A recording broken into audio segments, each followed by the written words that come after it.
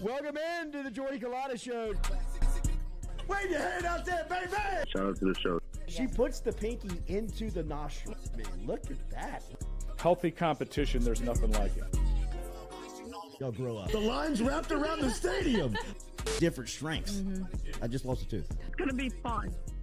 You know, we might have a story. I love what you're doing. Ogeron wants to take us fishing this afternoon. Sharif, you play for the bad boys of the SEC, man. We don't apologize to anybody. But a lot of people are saying you're going to be wearing number 7. I don't really know. I want to.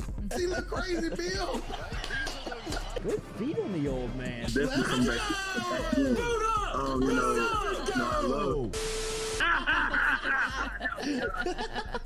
We'll be right back with the Jordy Culotta Show.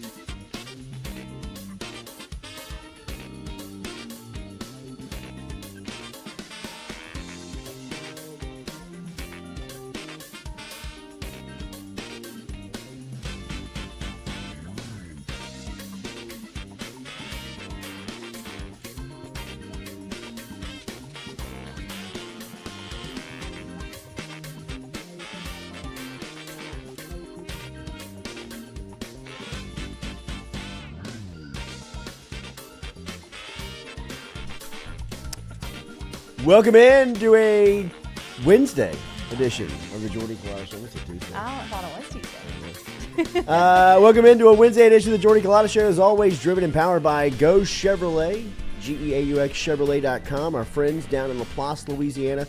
Check them out online at GEAUXChevrolet.com. If you're in the market for a truck, they got great selections down there with Lee Carney, Nick Richard, the entire crew over at Go. Our phone lines is brought to you daily by Metropolitan Health Group, Real Doctors, Real Solutions. Shout out to Jason Ramazan and Charlie Harvey over at Metropolitan Health Group. Full phone lines today as we're going to talk to Ross Jackson, Locked on Saints podcast, coming up here at 7:45. We'll get the latest from him on this Sean Payton stuff as it's really starting to catch some of the news here. As Payton interviewed yesterday with the Texans, he'll interview midweek with the Broncos, and then Carolina and David Tepper, the owner with the Panthers, later this week, he will interview with him in New York. And one thing about Tepper that's a little nerve-wracking, right? I mean, I think if you're a Saints fan, we can all agree, nobody wants to see Peyton in Carolina for the next decade.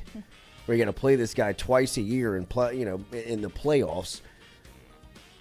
Hopefully the Saints, in which, you know, when teams agree to interviews, it means that they have agreed to the compensation of whatever would happen if they decide to hire Peyton, right? So, you know, you can change the compensation for different teams. And obviously with Carolina being in the division, you would think that Loomis, Gail Benson, the crew with the Saints have made this asking price just astronomical, right? In the sense of being able to match it. But one that seems like is starting to take some shape is the Houston Texans. He met with the Texans yesterday, and speaking to some people over in the Houston market and speaking to some people around the Saints, the Houston Texans make more sense than we are probably giving them credit for.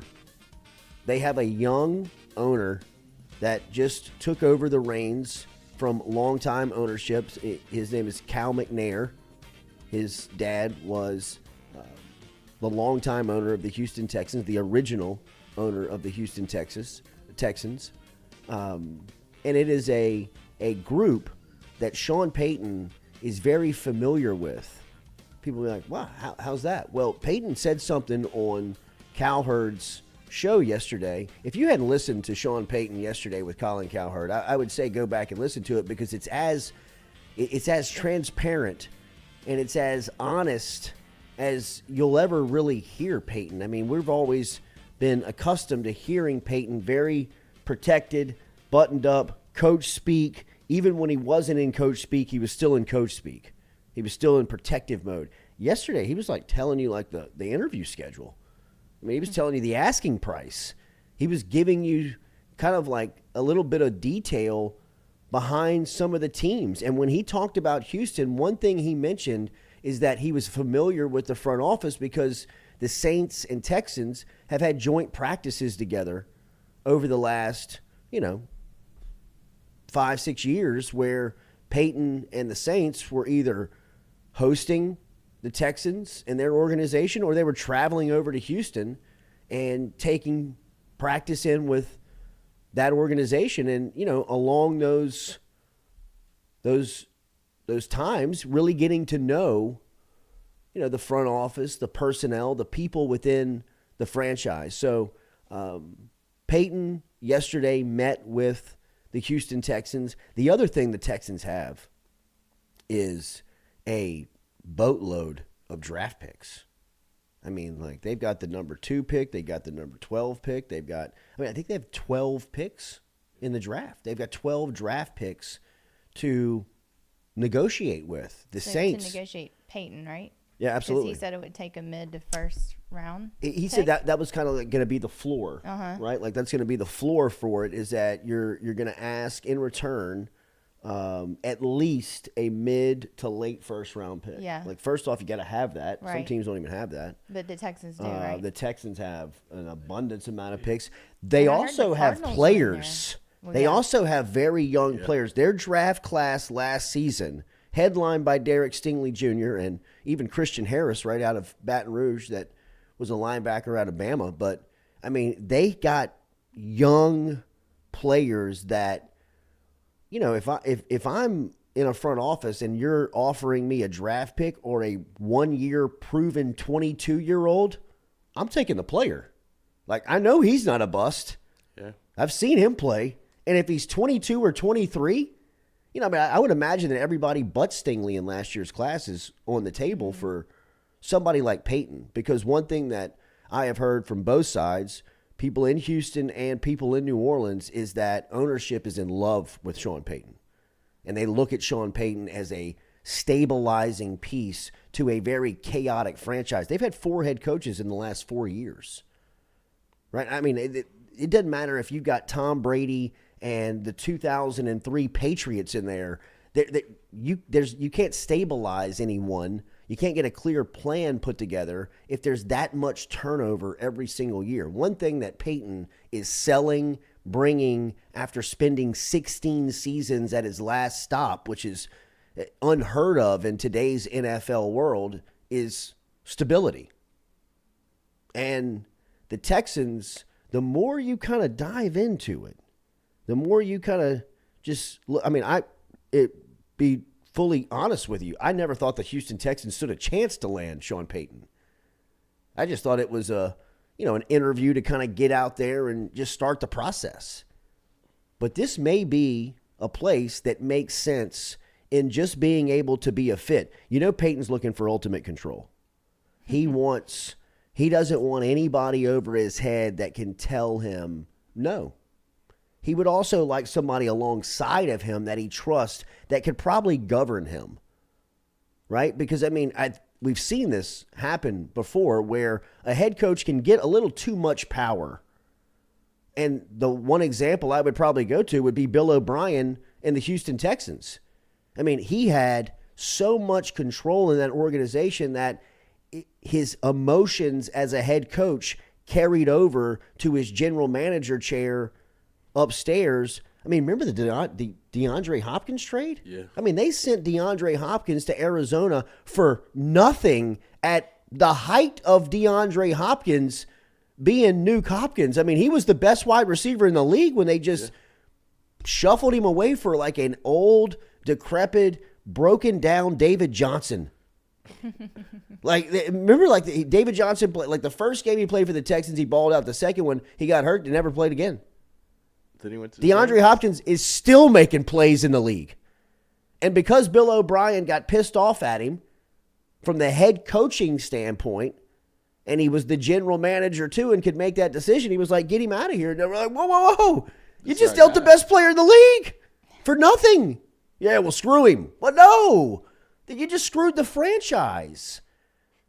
But Peyton had Loomis, Jeff Ireland alongside of him with control of, hey, look, Sean, man, we can't do that. I know you and Michael. Yeah, I know that you want to do this, and out loud it makes sense, but we'll make every move you want to make, but we got to be able to tell you, this doesn't make sense. And Peyton respected those guys. He's got to have those guys with him if he gets ultimate control, because he could make a decision like Bill O'Brien made, where you just ship away a star because he comes up into your office and demands to play. I mean, like, look what happened with Jimmy Graham, and look what happened with, some of the people that have come through New Orleans that have said, I want the ball. Get out of here. I don't care how good you are. Jordy, I know he's won a Super Bowl, NFC titles, has a great record, all of that. But is another reason he would be so in demand is because he didn't get fired? I mean, he just walked away. Is that more enticing to other teams because of that? Because he chose to walk away? No,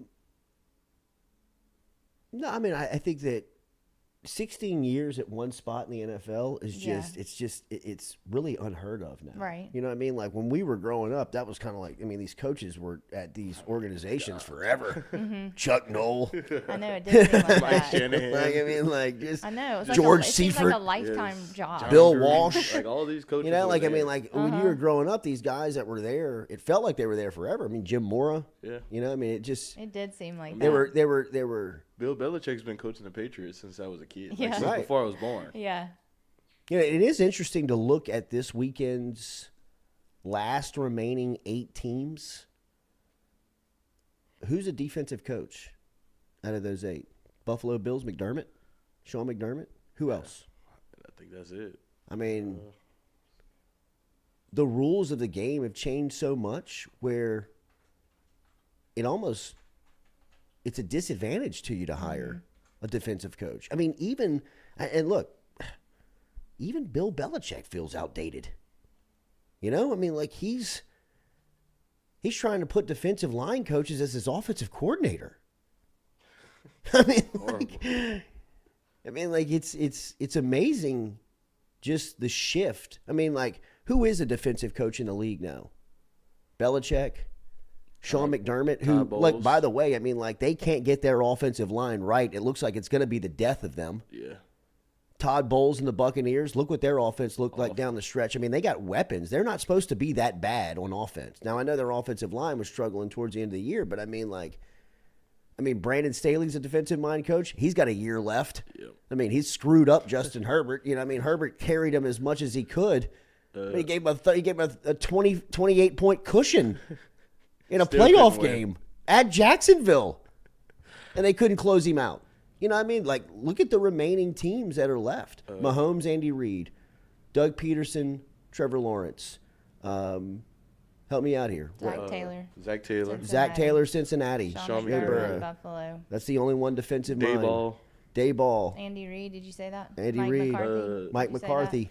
Dak Prescott. What was Philly's coach's name? Sirianni, offensive guy. Yeah. Did you say Jalen Doug Hurts. Peterson? Doug Peterson, Jacksonville. Yeah. What is Dallas's coach? Is he Mike McCarthy's an offensive guy. He was Aaron Rodgers' offensive coordinator. I would say that Mike McCarthy to me, he looks like the scapegoat on Aaron Rodgers now. Remember what Aaron Rodgers was doing to Mike McCarthy on the way out of Green Bay. He was leaking those stories about getting massages in the middle of the day. He doesn't work. He's outdated. He doesn't get the offense. He's lazy. McCarthy was taking it. I think he spent a year or two away from football because it was tough for him to break back in. I remember being surprised that he got the Dallas Cowboys job. Me too. After all the stuff that had been said about him and Aaron Rodgers kind of being behind it, you were like, okay, I guess. Aaron Rodgers was the best football player on the planet at that time. Think about since McCarthy has left and Rodgers is still in Green Bay. Rodgers is doing the same thing he was doing with McCarthy. He can't get out of the first round. Yeah. He's losing to Jared Goff and the Detroit Lions. An old Tom Brady last year beat him.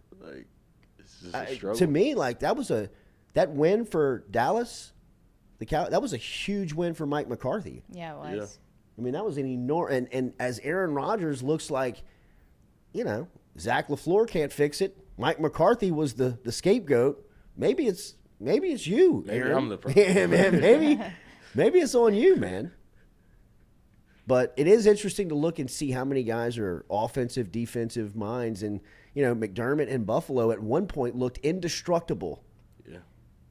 And Buffalo Josh is- Allen has, since his injury earlier this season, I mean, they look very beatable. Got a little chink in that. You know what I mean? Like if Miami can get a play in on time last week, they're in trouble.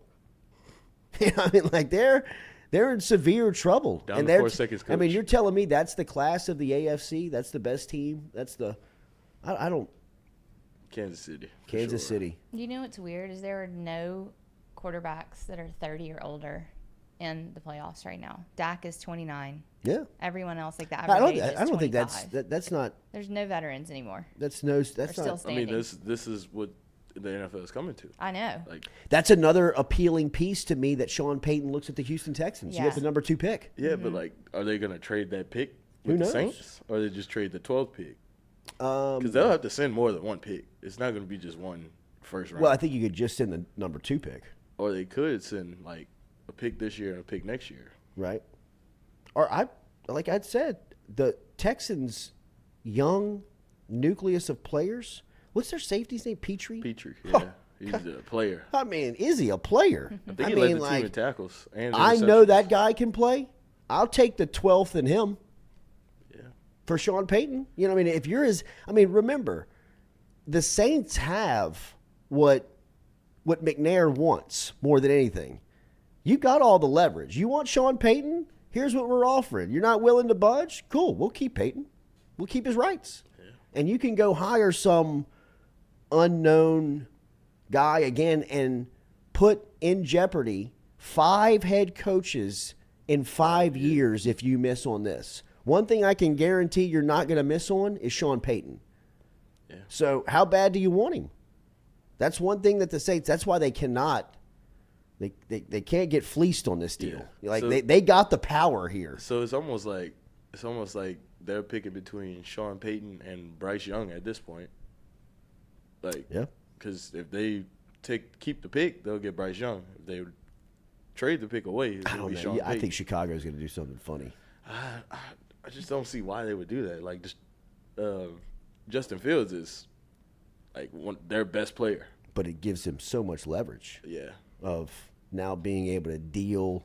Deal I mean, with him. not that I say that Bryce Jones takes a snap in Chicago, but you draft him Yeah. and you say, who wants him? You know what I Load mean? him up. Like, because we need DBs, we need offensive linemen, we need all this stuff, and everybody out there needs a quarterback. So how bad do you need one? I mean, the Saints should just I know. pick up the phone and call Chicago and just say, "Hey, I mean, at this point, the Saints would take Justin Fields. coach, if they And get run. Justin Fields, it would be Yeah. now The you change the Cardinals franchise." got approved to interview him too. Like the Cardinals make no sense to me. You know, They're like 4th in line, I think. they don't. They're just in such. Disarray. Peyton told you what he's looking for. Yeah. Like he said. Like, I mean, Colin Cowherd was like, if I was looking for a job, the things that I would be looking for is ownership, stability, and a quarterback. And Peyton was like, yeah. Yeah. He's like, I mean, like, yeah, I'm looking for good ownership, and I'm looking for either somebody that's there at the quarterback position that we can win with, or the ability to go get that guy. And with the number 2 overall pick, you have the ability to go get that guy if you see him on the board, if you see him out there, which, you know, Peyton is a guy that feels like he could probably win with a lot of guys that are playing. And the Cardinals GM came out, was this yesterday or the day before, and said we will not tolerate egos in this organization. Oof. Well then, Okay. Him and Good Sean, Sean. I was gonna say him and Sean will not. Yeah, well, Good luck. yeah, right. Good luck finding the next guy then, mean, what because the hell? Peyton What ain't kind going to of be the guy statement for is you that? I mean, that's just We won't tolerate egos. Okay. in football. Right. Okay. In the Good NFL. luck. I'm just like- Where's your job pool? Right. it was like, have you seen your quarterback? Exactly. That's another thing that I think Peyton's looking at and saying, "There's no way." I'm not dealing And with you that. also the thing that Peyton, I'm telling you, the thing that Peyton said that was more transparent than anything else was what he said about Houston's division. He said, when you look at that division, it's very winnable. Now, I mean, like, if I'm Jacksonville, Indianapolis, and Tennessee, you know, you're looking around like, say what? But he's also thinking, if I'm going to interview with the Denver Broncos middle of this week, I got to put up with Justin Herbert. I got to put up with Patrick Mahomes. I gotta put up with, I gotta figure out Russell Wilson in that process. I mean, I might as well just go deal with, the Titans, the Indianapolis Colts, and, hopefully Trevor Lawrence and Doug Peterson, I can find my guy to compete with them. And that's, to me, is what he said was like, look, it's a much easier division to be relevant in. And if he's weighing all these factors, the more you step away from it and look at Houston, you're like, who's going to offer him that young owner is sitting there across the desk from Sean Payton saying anything you want. Like, yes, anything you want. Like, I mean, this is only the second year I've ever done this. You know what I mean? Like, Payton's looking at this kid going, I'm about to take you to the cleaners. You know what I mean? Like, change your life. Exactly. But he's probably also telling him, like, I can make you a contender in the National Football League. But you have to trust me. And the kid's probably like, Sean, here's the keys, bro. Run it. Go drive that. Run this thing. Do whatever you want. And I think ultimately that's what is going to be that's going to push whatever team it comes down to over the top. Who gives him more power? But you think Texas? I think the Texans have the most to negotiate with. I think that David Tepper from the Carolina Panthers is a guy who's got more money than he knows what to do with. Mm-hmm. He'll if it comes down to spending, there's no way he's going to be outspent. But I think that the Saints are going to make the offer to the Carolina Panthers, or at least they better, that is just like, you got to send me the farm. Yeah. If you want to play with this guy twice, you're going to play in the division. Right. I mean, like, you're going to play in the NFC South against your coach that's a first ballot Hall of Famer, and you just give him away? There's no way. I mean, like, you're like, hey, look, anybody who's anybody in your franchise, we want them. Yeah. And we want your draft picks for the next 4 years. Yeah. Something where they're like, no way. Well, cool. Thank you. You know what I mean? Like, you ain't getting him. Uh-huh. You're not coaching against the Saints with Sean Payton in the division for the next 10 years. That would be if you do, the wild. Saints deserve all of what is coming to them. Yeah. You know what I mean? If they give Payton away and he goes into the division and they don't get enough for him, well, then you deserve to have your head stomped for the next decade. Yeah, I agree. I mean, that's just as simple. I mean, especially in the NFL, there's no margin for error. You know what I mean? So you have to look at the situation that says, hey, what can we get the most out of? And the Texans look to me as if they have the most to offer, right? Ross Jackson's going to be here at 7:45. We're going to talk to him about that. Looking forward to talking to Jackson here. Some big news around LSU football yesterday. And again, another glowing report for Brian Kelly. John Emery is coming back for another season. He is going to remain on the roster for the 2023 season, passing up the chance to enter the NFL draft. College players have till the end of Monday, earlier this week, to make their decision. So Emery made it earlier this week. And then today, we should find out about Walker Howard. And Howard is in the transfer portal, and a lot of services now seem to believe that Ole Miss is trending in the direction where Howard may land here. One thing that I don't know we all took into account is that Jamie Howard, his dad, is from Laurel, Mississippi.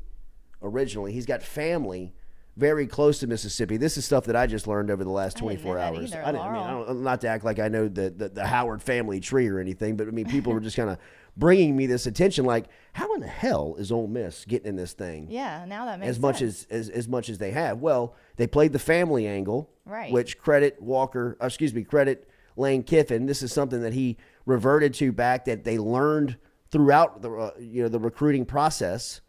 Is that they have family close to campus. Look, a lot of people in recruiting Walker Howard never really gave it a legitimate chance just because he was so solidly committed to LSU. I mean, like, the way that I explain this Walker Howard situation after getting to at least know a little bit of it over the last week and asking questions and kind of coming to figure out just how this thing really played out. And if you go back and remember how it played out in the public, the puzzle pieces behind the scenes all kind of make sense. And obviously, if we don't know the backstory on the Howard family, just real quick, his mom was an LSU athlete. His dad was the starting quarterback for LSU. His dad was drafted out of high school by the Atlanta Braves. They worked out a deal where he could play with the Braves in the summer, play LSU football in the fall. He had a rocket of an arm. He was a great quarterback in high school. He came with all of this accolade. When he got to LSU, paid his time, had a road experience against Auburn that is every player's nightmare. Like, if you are a football player, if you are an athlete, if you've played competition, it is that moment where the spotlight is on you and you do nothing but make mistakes, throw interceptions. In Jamie Howard's case, he was a quarterback at LSU. When he came home from that Auburn road trip as a junior in college, he had death threats on his voicemail, on his answer machine in his dormitory. He had death threats on notes on his windshield of his car. He couldn't go in public for a while because people were harassing him. Richard Condon was the local sports talk host at the time, was threatening to beat him up on radio. Howard went to the radio station and showed up and waited on Condon to come outside, threatening to fight. I mean, it was a ordeal. Remember, this is a 24-year-old kid at the time. I mean, he's very young, going through a very traumatic experience from just the emotional backlash of this deal. Now, it all kind of goes into a great story the way that it ends up. Howard ends up getting carried off the field against Auburn in '95, the night that Jerry DiNardo brought the Magic back. But still an experience. When you talk to Jamie Howard about his time at LSU, you can see the effect that it still has on him. And then when you were watching his kid play, you could get the sense that he was a real nervous wreck, in the sense of it's a reality that his son can relive that, like can go through that, right? Mm-hmm. One thing about his mom and Walker was that they had a very obviously strong relationship, a mother-son relationship. He's the only son in the family after, a couple of sisters and siblings that are very good athletes in their own right. And when Walker was still a fan of college football and still a fan of LSU, his mom and him shared that.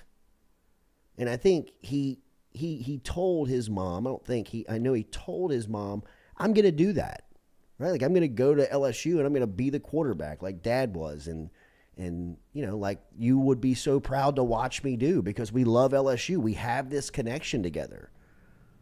And she passed away at a time in Walker's life where, he was still a young man, still almost a young kid, right? And those conversations that he had with his mom were very sacred, in the sense of they shared that. Like, she believes I'm going to go play quarterback at LSU. And that was some of the conversations that they had that, were some of the lasting memories of her life for him. And I don't want to speak too in depth of the emotion of this stuff, but just talking to people that are close to Howard, and even people within their family, of just, some of this, because it's heartbreaking for a lot of people that are close to it. And I know a lot of people within the fan base. I still see people. I was at Little Jay's game last night, and 2 people came up to me and said, man, I'm crushed about this Walker Howard situation. And I think that there's sentiment to that, but the value of what those conversations meant between, now a mother that's no longer here in his life, and him holding that very sacred, was something I think he had to, or felt he had to play out because of the promise that he made. But maybe not believing the entire time he was being recruited that LSU was the best place for him. That's tough, Jordy. That's a tough spot. It really is. That's a tough when you spot. lay it out like that. I can't measure that. I'm 40 years old. I have life experiences, but have no idea how you would handle, process, go through something like that unless you're in it. Mm-hmm. And he went through it at a very developmental, pivotal, emotional, learning, maturing time in life, right? I mean, 14, 15, 16, 17, now just 18, 19 years old. I mean, think about that time in your life, what we were all dealing with. Who are we? Mm-hmm. You know what I mean? What do I want to do? Who do I want to hang with? All this stuff that, you know, there's no real book. There's no real directional guide to follow on how to get there. And then you lose someone in your life that, you know, I mean, he made the commitment to LSU from her gravesite. You know, I mean, that's how much it meant. Wow. I mean, That's heavy. I mean that's Katie's like, It is. I mean, you know, Yeah. that's where that's how what it serious came it down was. to, I know. you know. And for, you know, for him to where that came from, we don't know. Right. We don't. We have no idea. So for us to, how's he leaving LSU? Yeah. Maybe he didn't want to be here in the first place. People sure speculate. You know, and if that is the case, then bro, hotty toddy. Yes. Go Yeah. go do it. Go get it. Go be great, man. Go earn, go do whatever it is you believe you're supposed to be doing. Yeah. You know, I mean, I get the entitlement that comes with being a college football supporter, fan, that the just the passion and intensity that you care about your colors. It's what makes it a beautiful game. Right. Right? And in some instances, there's things that we can't account for when making those passionate support pleas. And in this instance, I just think that there's a lot more to it that it's heavy. Like you mentioned, it's a heavy deal, man. Yeah, I mean, and you're dealing with relationships that were lost. You're dealing with experiences that were had that you don't want your son to go through. You know, I mean, I can't imagine if I went through an experience so traumatic as what Jamie Howard went through during his college time. If I had a son that I looked at and said, man, he's on the same path that I'm on. Yeah, this guy's going to have an opportunity to play big time college football, and to think if that was him walking outside of his dorm room and somebody threatening to kill him because of a decision he made at Auburn on Saturday, or walking out and finding a note on his car of, you don't know me, but I'm going to kill you. God.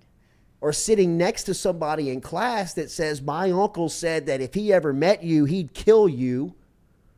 Or turning on your car and hearing, if Jamie Howard wants to fight, he could come to the radio station and I'll kick his ass, from the local radio host. And you think, that might be my son? I know. Exactly. I'm thinking, forget that. Yeah. We ain't doing that. 100%. We're not doing that. we could go wherever you want to go, We're but not not doing Exactly. there. I'm not Hell doing no. that. Hell You know what I no. mean? Like, and if he said, Dad, I'm doing it. I'm doing it because I told Mom I'm doing Yeah. it, and I'm doing it because I want my chance.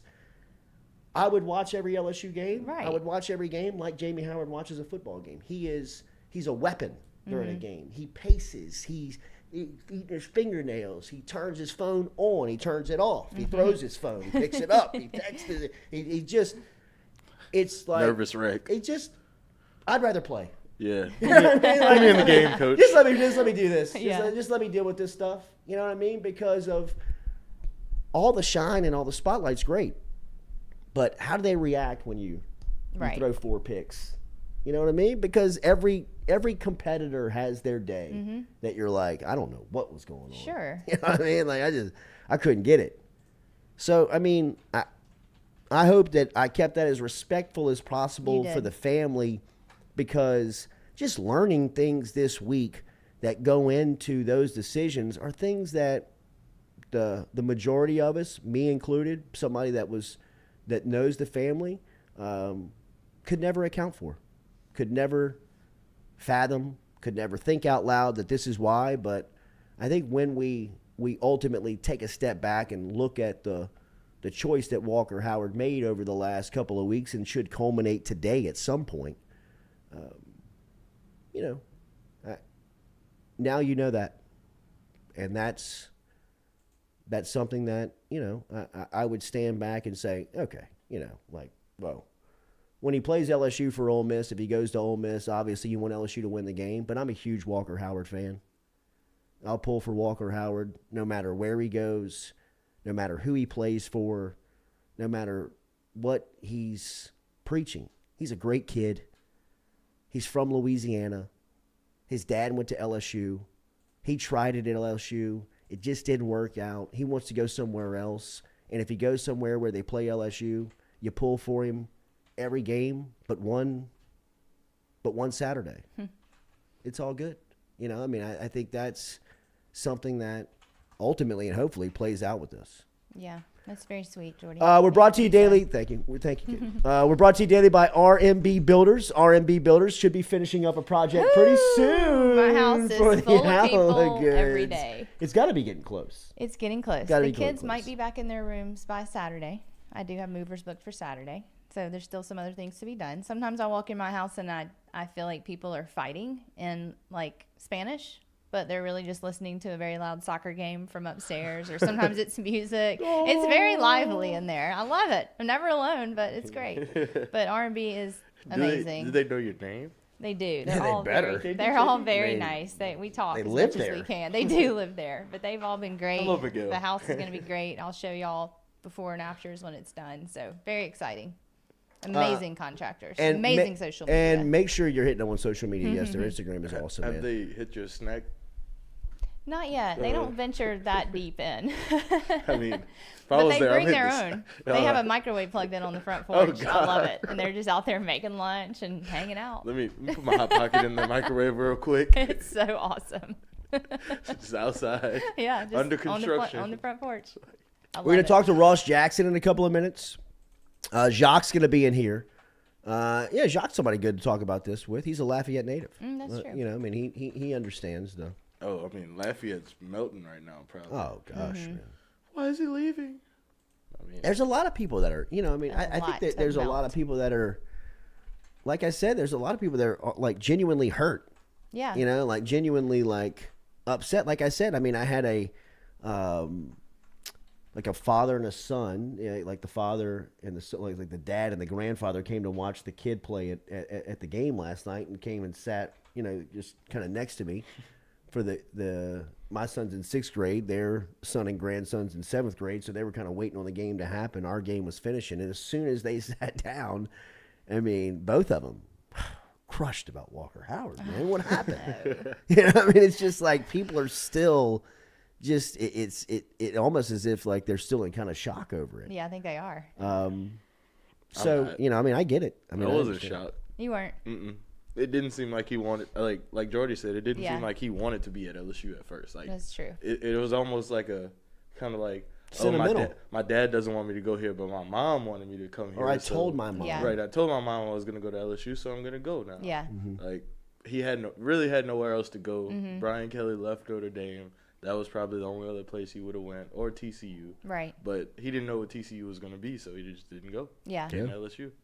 No, I think, and look, I think this Garrett Riley situation had a huge effect on this week for Walker Howard. Remember when Walker Howard made the choice to go into the transfer portal, Garrett Riley was still the play caller at TCU. It wasn't until the second day he was in the portal that the news broke that Riley was leaving TCU and going to Clemson.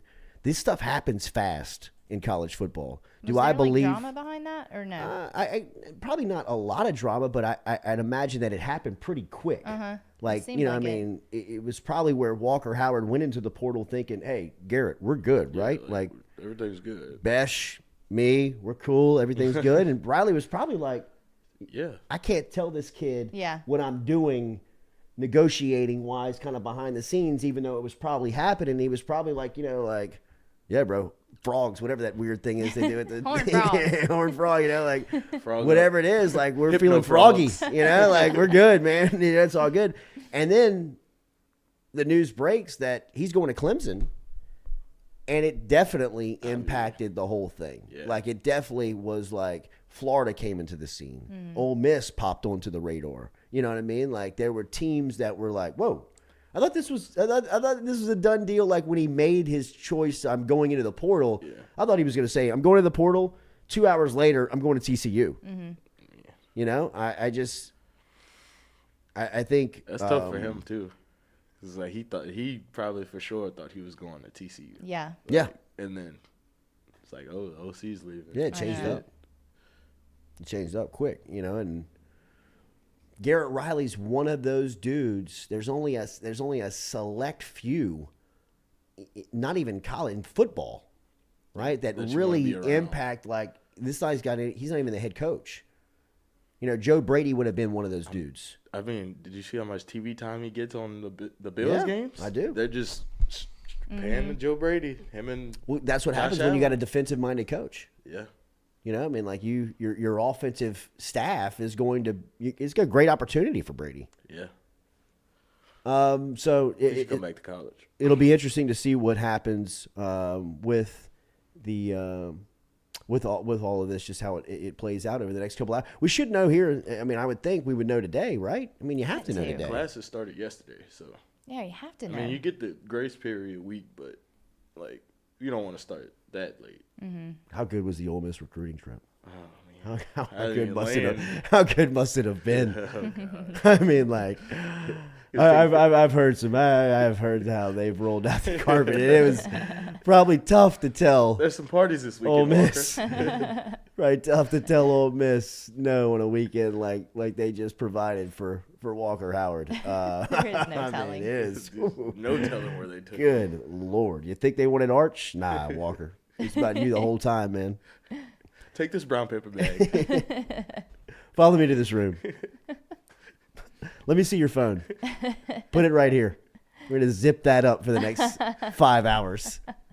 Enjoy Yes, ma'am. yourself. Remember, Daily, we're brought to you by Katie's Restaurant. Get down and see our friends down in New Orleans. Speaking of New Orleans, we're going to talk to our friend Ross Jackson from Locked On Saints podcast next. If you're down in New Orleans, remember our friends over at Katie's in Mid-City. Great menu. Great place to go catch the vibe of New Orleans. It's a great neighborhood joint over there. Been around since 1984. Great St. Louis style pizza. If you go in there, you're probably going to see somebody you know. If you don't, ask Scott Craig. Tell him you heard it here on the Jordy Culotta Show. We always love their support. Remember, you get go see them at Francesca's, their sister restaurant as well. In downtown. That is katiesinmidcity.com, katiesinmidcity.com. Ross Jackson next. We'll talk more about this Sean Payton situation and Saints offseason. What's next for the New Orleans Saints?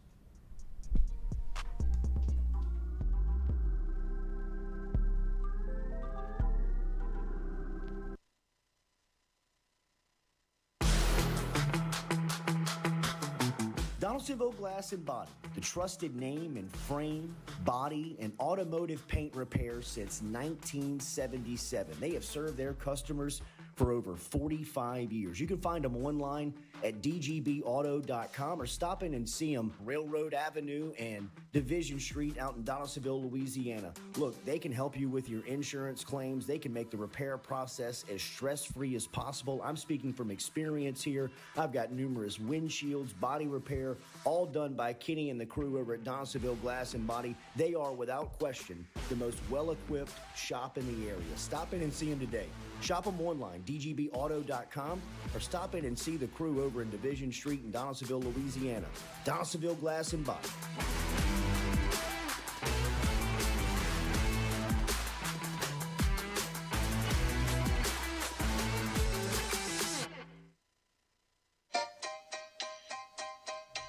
Hey fellas, it's Jordy Culotta for my friends over at Men's Total Health. Guys, do you suffer from fatigue, decreased libido, erectile dysfunction, weight gain or loss of muscle mass, signs of depression, anxiety, hair loss, mental fog, general loss of interest?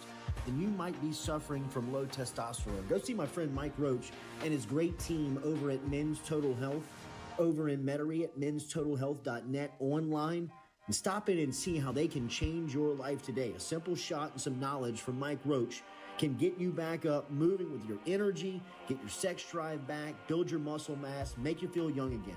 All online, menstotalhealth.net.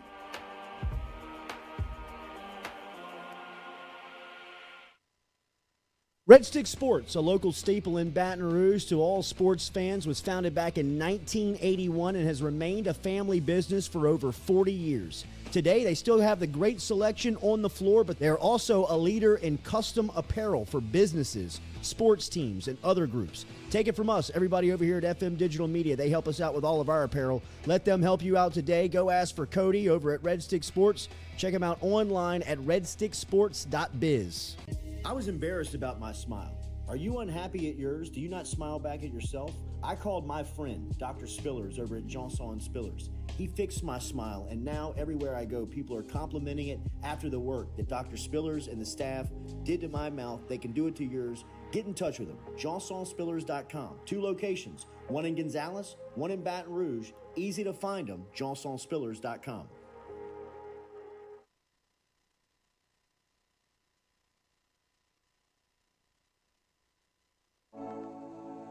Looking to book a dumpster but no idea how? We've made it quick and easy for you. Check out our website at moralesrolloffs.com. Let Morales Roll-Offs know your desired delivery date, and finally, provide your contact details. To make payment, look out for an email invoice with all your booking details. On delivery day, our driver will notify you through text and email that your dumpster is ready and on the way. Now you know how easy and convenient it is. Call Morales Roll-Offs at 225-427-0000 for your dumpster. Hey Baton Rouge, when traveling through Natchez, Mississippi, whether you need to fill up your vehicle or your belly, stop by Go-Mart and On The Go Deli. Go-Mart has clean restrooms, community coffee, an awesome beer cave, and a great selection of anything you might need on your trip. So stop by Go-Mart at 4 Sergeant Prentice Drive as you're entering Natchez on the left, and visit Tom and Wright Granning and their awesome team at Go-Mart. Don't let the name fool you. Men's Total Health has offerings for the ladies, too. Guys, is your wife or partner suffering from urinary incontinence, low sexual desire, or pain during sex? Then the O-Shot might be for her. Don't let it scare you. It's totally natural. It's PRP. And Mike Roach and the crew at Men's Total Health will make you as comfortable as you can be.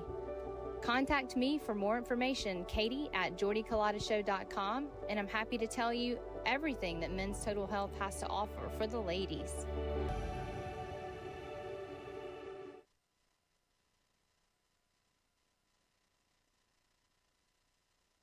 Southern Eye Center is located at 6859 Jefferson Highway right here in Baton Rouge, has been serving your eyes for over 40 years in the capital region. They offer friendly service in a helpful environment with the highest level of personal care to manage your eye health and vision needs. If you want more information, log online to southerneyecenters.com.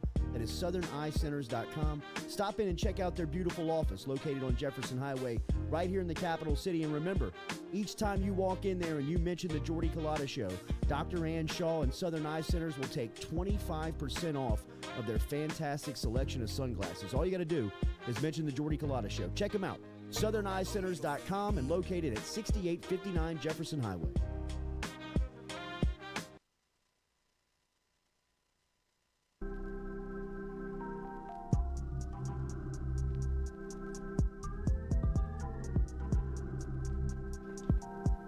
All right, welcome back here to the Jordy Culotta Show, driven and powered by Go Chevrolet. We spent a lot of the first hour talking about Sean Payton and, of course, his interview schedule this week as he's going to be active. He met with the Houston Texans earlier this week. We mentioned that might be the best landing spot as far as assets go, of being able to collect for New Orleans. They got draft picks, they got young players, and from Payton's standpoint, if he's looking for ultimate power, it would seem like that ownership group now under the sun, Cal McNair, who we had a listener point out, he's 61 years old. It's not like he's some kid. I get it, but from NFL ownership standpoints, he's a baby.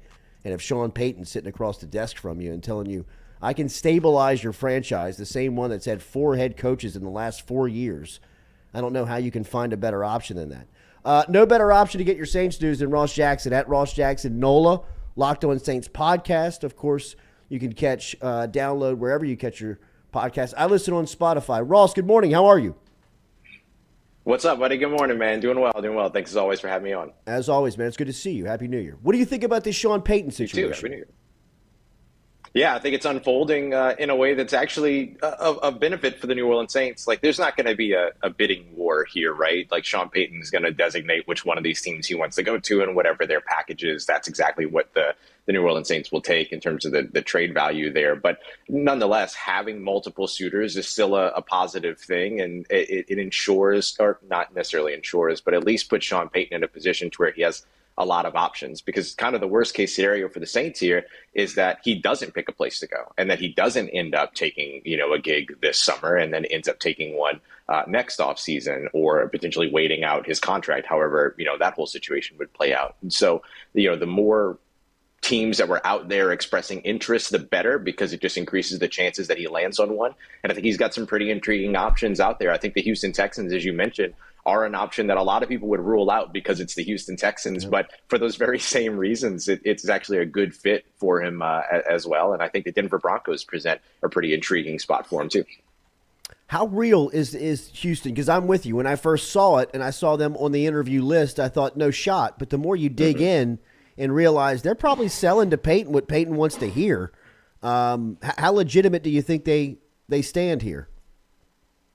I think they're a pretty legitimate shot. I really do. I mean, I think if I were to put them up there, I would probably put them above the Arizona Cardinals right now, because the one thing that made the Arizona Cardinals unique was the fact that they didn't have a general manager, so that he might be able to bring a guy like Jeff Ireland or Kai Harley along with him as an executive to kind of match that triumvirate that he wants to have, that relationship between head coach, GM, and owner. But then they went and filled the general manager spot before even interviewing Sean Payton. So I don't know how much of that. Now, it doesn't necessarily hurt them, but it certainly takes away the one thing that made them unique. So I would put the Houston Texans above them now. I mean, you have multiple first-round picks for the next couple of years, or you have multiple early picks for the next couple of years. You have considerable day 2 compensation as well that's out there. You've got a good young core of talented players, including, what does Sean Payton want to do? He wants to throw the ball, but of course he wants to have a solid running game. And, outside of his injuries, Dameon Pierce was one of the better running backs in the NFL last year. And so I think that there's enough there in terms of the fodder for how Sean Payton could come in, potentially select his quarterback, potentially bring a quarterback with him via free agency, because they have that second overall selection. There's a lot of different avenues that they could go to where they would have the trade capital to trade away to bring Sean Payton, but still have the best building blocks in terms of being able to find success with the coach once he gets there. What's the priorities here for New Orleans? What's the franchise looking to get out of Sean Payton, of Sean Payton? Yeah, I think, one of the things that Mickey Loomis told us during his end of season presser is that it's his job to maximize the return that comes back for Sean Payton. But ultimately, Sean's going to dictate where this goes. He's the guy that says, I want to go and coach here. I want to go to this place. And that's where the Saints will send him. That's one of the reasons why kind of the compensation talks happen a little bit ahead of the actual interviews. You hear in all the reports all around that all 3 teams are, locked in on what it is that the New Orleans Saints want, and they know what it is that the New Orleans Saints want. I mean, they cross that bridge first, and then they go there, and then I'm sure that there's details that will end up being worked out. I believe that's the way that Loomis explained it to us last week. But, for them, it's about maximizing whatever return they can get. It's all about draft capital in terms of what they're able to return here. They're not going to be able to bring in any players or anything like that through this trade. No players as a part of coaching trades. But for them, it sounds like they want a mid to late first round pick. They want some kind of first round pick. And then I'm sure additional draft compensation there as well, sort of allowing that first round pick to be the cornerstone around which the trade package is built. So for the Saints, their priority is maximizing as much as they can get from wherever it is that Sean Payton says he wants to go. From New Orleans standpoint, what's the business outside of Payton? What's the priority they're looking to take care of, outside of the Sean Payton news? Yeah, I think a couple of things to watch out for here over the course of the offseason is how the New Orleans Saints manage their quarterback situation. As of right now, The only quarterback that's under contract in 2023 is Jameis Winston. I'm not so sure he'll be here in New Orleans. There's an out in that contract. He's a post-June 1 cap saver. I don't know, in terms of what the relationship is between the player and organization after, effectively losing his job, right, to Andy Dalton over the course of the 2022 season. So all of those things could play some kind of role. Jameis expressed public frustration around the way that everything went, and Dennis Allen said, good, he should. Like, I would want these guys to be frustrated and want to play, but now we'll see how that permeates over the course of the offseason. So the quarterback spot is definitely a big one. And then coaching changes within their own building, within their own facility is another one that I know a lot of Saints fans are waiting for. A lot of us are waiting to see what the New Orleans Saints are going to do. Are they going to make changes over on the offensive side?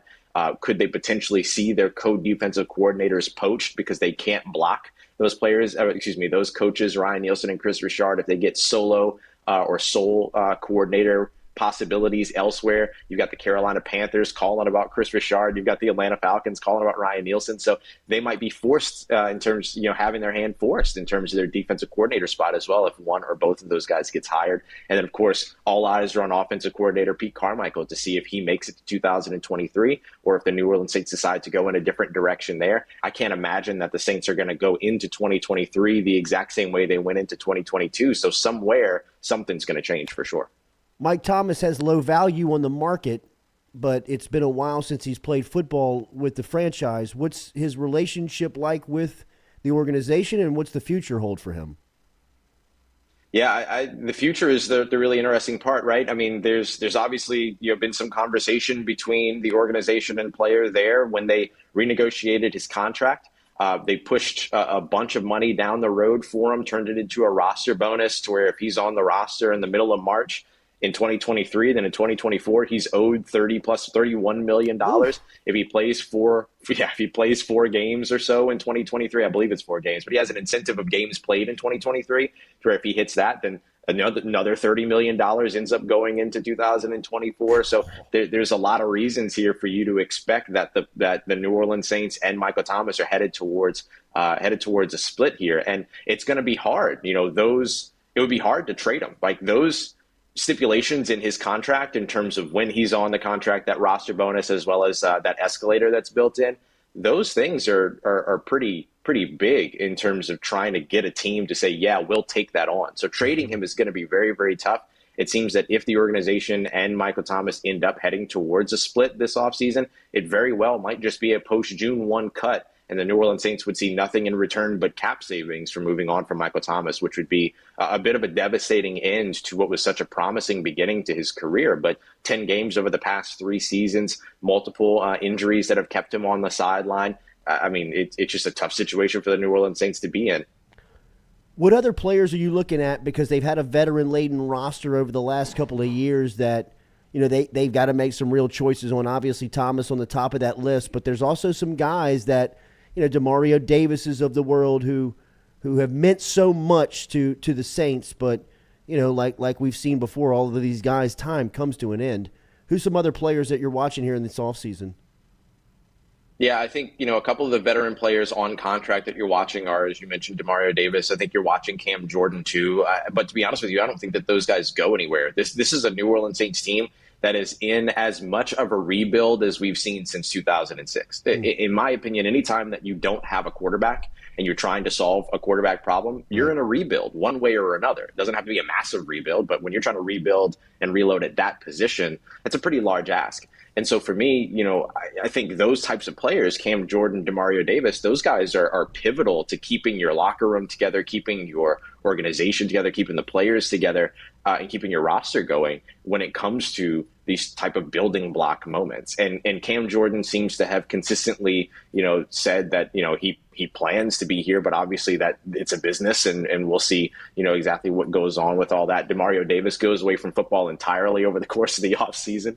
So, I at this point would expect to see those guys back in black and gold next year. But obviously, like I mentioned, it's a business. And so we never say never in the NFL, and we'll see exactly what ends up happening with them. Another couple of guys that are on expiring contracts that are going to be worth watching, David Onyemata and Marcus Davenport. Both of them had sort of their bonus dates pushed back from middle of February to the middle of March, giving them more time to organize and figure out, can we come up with a deal, things like that. The door is very much open on bringing both those guys back, as Nick Underhill reported over at NewOrleans.football. And I think that, you look at where David Onyemata is, I think he's a must keep for the New Orleans Saints this offseason, because right now they have no defensive tackles under contract going into 2023. So that's a big spot where they need to make sure that they're at least bringing back some of the players, as well as adding talent there. As for Marcus Davenport, finished the season with a half sack. Ejected at the end of the year. That means he technically finishes with more ejections than sacks on the season.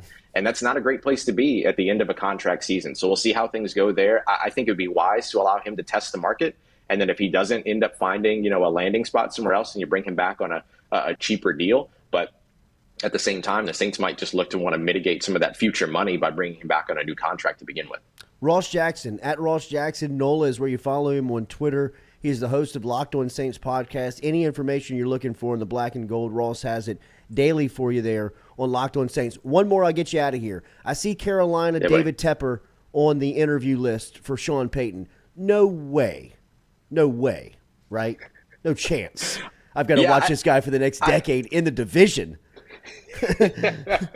Yeah, it would be a tough one. Like, you think about Mickey Loomis in that situation. Do you want to be the guy that, hands the division rival a potential, or a division opponent, a potential Hall of Fame head coach, a very likely Hall of Fame head coach? I don't think you do. But at the same time, the return that you would get from them, you would get a grip of picks from them. You're going to get the premium of premiums from within the division. And it's not without precedent, right? Bill Parcells was traded within the division. Bill Belichick was traded within the division. Of course, that was just the New England Patriots and New York Jets doing a bunch of weird things for a bunch of years, but worked out pretty well for the New England Patriots. So if you're the New Orleans Saints, you wouldn't want that to work out pretty well for the Carolina Panthers by any means. And so, unless you're getting the number 9 selection up out of Carolina and many, many other considerable picks, including, a mess of day 2 selections and some more 2024 selections, which kind of stifles their ability to grow with Sean Payton over the course of the offseason, at least from a young player perspective, then I can't see that move happening. But, if they come up with the right price, and if they make the right pitch to Sean Payton, it's all ultimately driven by Sean. Where does he want to be? So if he says Carolina, then Mickey Loomis has to make sure that the return that they're getting from Carolina is worth every single Sean Payton penny. They better fleece him. They better raid that anybody who is anyone I want. Yeah. You're going to give me at least two years of your entire draft. Everything. Like that's what I'm going to need. I need Ditka on the phone. I need Ricky Williams times too. Yeah, right. Exactly. I need Mike Ditka negotiating that for Carolina. Great to see you, my man. I will talk soon. See you. Hey, always a pleasure, buddy. Take care. Thanks, y'all. There he is, Ross Jackson, the best. At Ross Jackson NOLA on Twitter. Locked On Saints podcast. That conversation brought to you by City Cafe. Our friends over here at City Cafe, Squeaky Miranda, Cody Miranda, and the crew, located on O'Neill and George O'Neill, where they've been in business for over 100 years. Stop in and see them today. Where good friends meet, where good friends go to eat. Our friends over at City Cafe. Sunday brunches, lunch day specials. If you've got a party, if you need just a place to host a luncheon, remember City Cafe's got great space over there that they can help you out with. CityCafeBR.net online is where they are, and then of course you can find them at O'Neill and George O'Neill, where they've been in business over 100 years. Consistency. CityCafeBR.net. Speaking of consistency, our guy WAFB's own Jacques Doucet is going to be here next. We will talk to him a little bit about New Orleans, some women's basketball, men's basketball tonight versus Auburn at home at the Maravich Center. That's a 6 o'clock tip-off for you that we'll preview a little bit. And John Emery coming back. So lots to get to with Jacques next here on the Jordy Culotta Show, driven and powered by Go Chevrolet.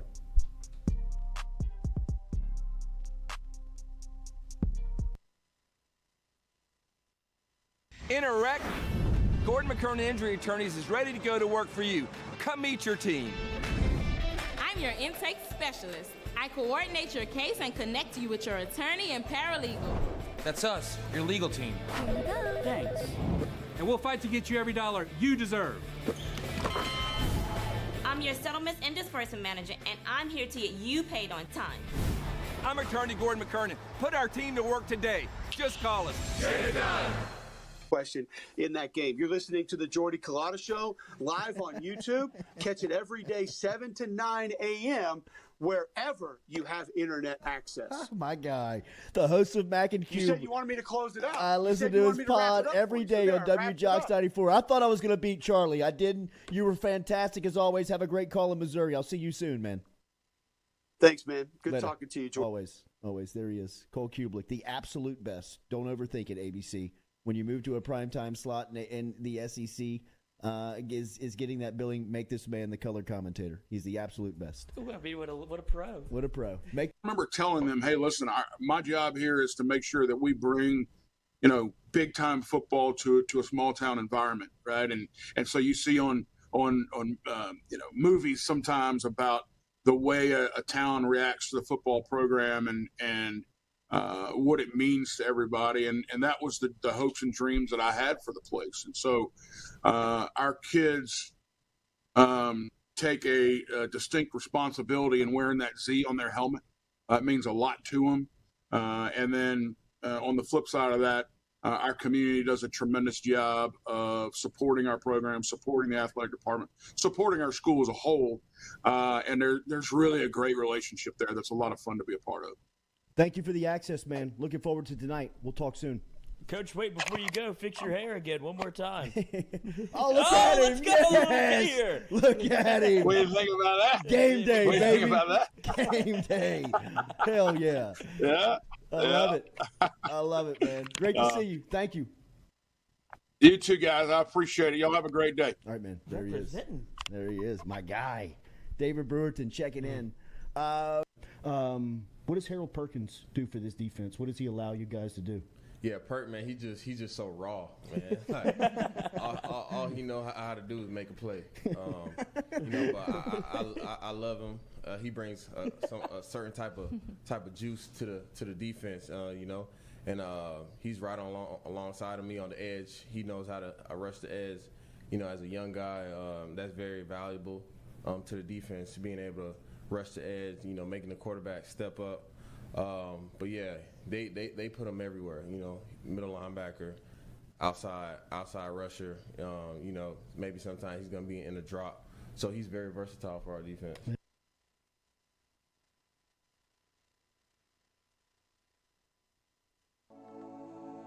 Looking to book a dumpster but no idea how? We've made it quick and easy for you. Check out our website at moralesrolloffs.com. Let Morales Roll-Offs know your desired delivery date, and finally, provide your contact details.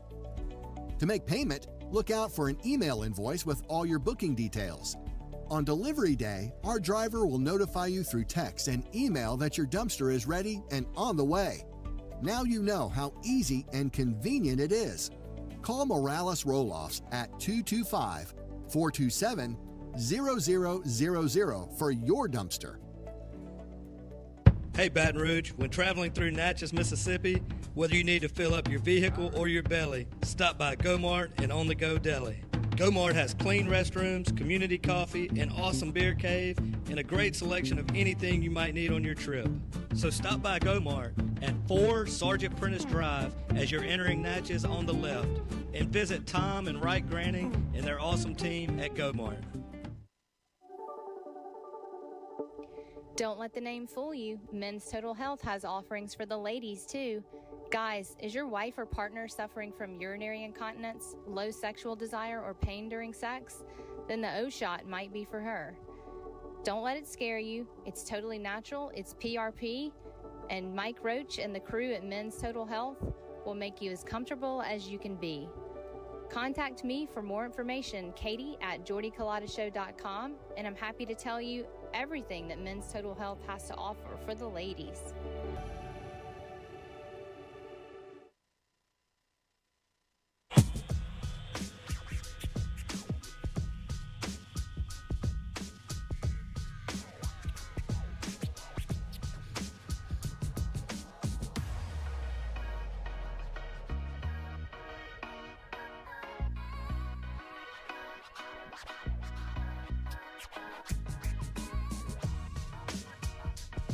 Welcome back here to the Jordy Culotta Show, driven and powered by Ghost Chevrolet. Every Wednesday, we team up with our friend our partner over at WAFB, Jacques Doucet, WAFB 9 Sports. Great follow on Twitter as well. Man, football offseason has not felt like the football offseason. It has been a lot of news. I feel like I've seen you in a lot of places covering a lot of stuff. Is it usually this busy for you this time of the year? No, I think that the NIL and the transfer portal and everything in recent years have totally changed that. It used to be that signing day was on February 5th, 6th, whatever, and everyone signed on that day. And then that kind of, quote unquote, ended football season until you got into spring. But no, it doesn't stop now with social media and the transfer portal and who's going where. I mean, really, it's become free agency. I think people are getting a little tired of the topic, but I can't get you in here without asking just your reaction, being that you were a Round to Lafayette native.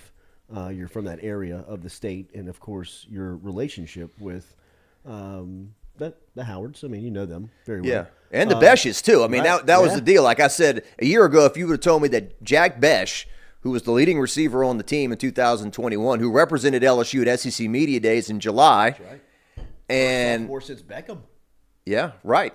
And Walker Howard, a 5-star. Both these kids have grown up loving LSU all their lives. I mean, they got pictures of going to Tiger Stadium when they're yay high. Sure. And for both of them to both transfer out I wouldn't have believed it a year ago. So as far as Walker Howard goes, I don't know if you can really blame anybody. I mean, you can't expect Brian Kelly to elevate Walker Howard over Jaden Daniels, the guy who was named the team MVP and who's started 4 years of big-time college football, and you can't expect him to elevate him over Garrett Nussmeier, who threw for almost 300 yards in one half against Georgia and looked pretty good in the Citrus Bowl as well. So I don't know if there's anyone really to blame in this. I mean, I think there's a lot of fans that are saying, Walker's running from competition. He doesn't want to compete. He doesn't really love LSU if he hits the eject button this quickly.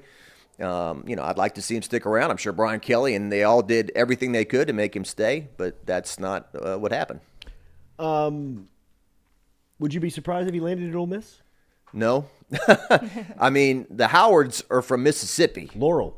Originally. Yeah. So that's where their roots are. They're not from Louisiana. Correct. And, Lane Kiffin has a lot to sell as an offensive coordinator and as a coach and the offense they run and everything. And, without a doubt, if Walker Howard beats LSU in a game this year, next year, whenever, I mean, you never hear the end of it. But I was driving over here today. I remember hearing, well, TJ Finley's going to Auburn, and, he's going to stick it to LSU, and it's going to – in 2021, they came over here. I think he threw 3 or 4 passes. Bo Nix won that game, and then this past year, I think Finley was injured. So you don't know what's going to happen. I think it's just a case of that's the way college football is now. You're going to be going up against former guys. I don't want to say every week, but it's going to be pretty often. You were at Simone's statue unveiling on Sunday. That's a cool moment for the university. I think that's one that we'll probably see for a long, long time. It's definitely one for LSU women's basketball that will live on forever. What was that day like? I've been to 3 statue unveilings, and it by far was a huge crowd. I mean, it was as far as the eye could see, there were people. Now, it was before a game. The team is winning. Everyone was coming in. I think the two of us, we were at the Pistol Pete statue. They did that like on a Monday. We had just come back from SEC football media days in July, and so that was a little different. And then Bob Pettit is up there in age. I think they did that one before the LSU played Florida during the Ben Simmons year, and that was a nice crowd. But this was just amazing. And so, credit to Kim Mulkey. A year ago, I never really thought. I mean, we just didn't think statues to women, to female athletes. It just wasn't something we talked about or thought about. And Mulkey gets here and gets it done relatively, like that, like she's winning, like that.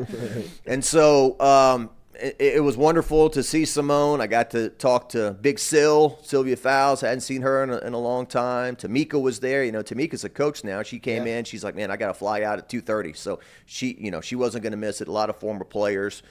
And, just a great representation of the state and of our city and area. And I think one thing her dad told me, I think I was coming to do your show one day, and I saw her dad outside, and I stopped and chatted with him. He goes, we want to let the kids of South Baton Rouge, North Baton Rouge, wherever know that you can do this too. You can be like Simone Augustus. Absolutely. So.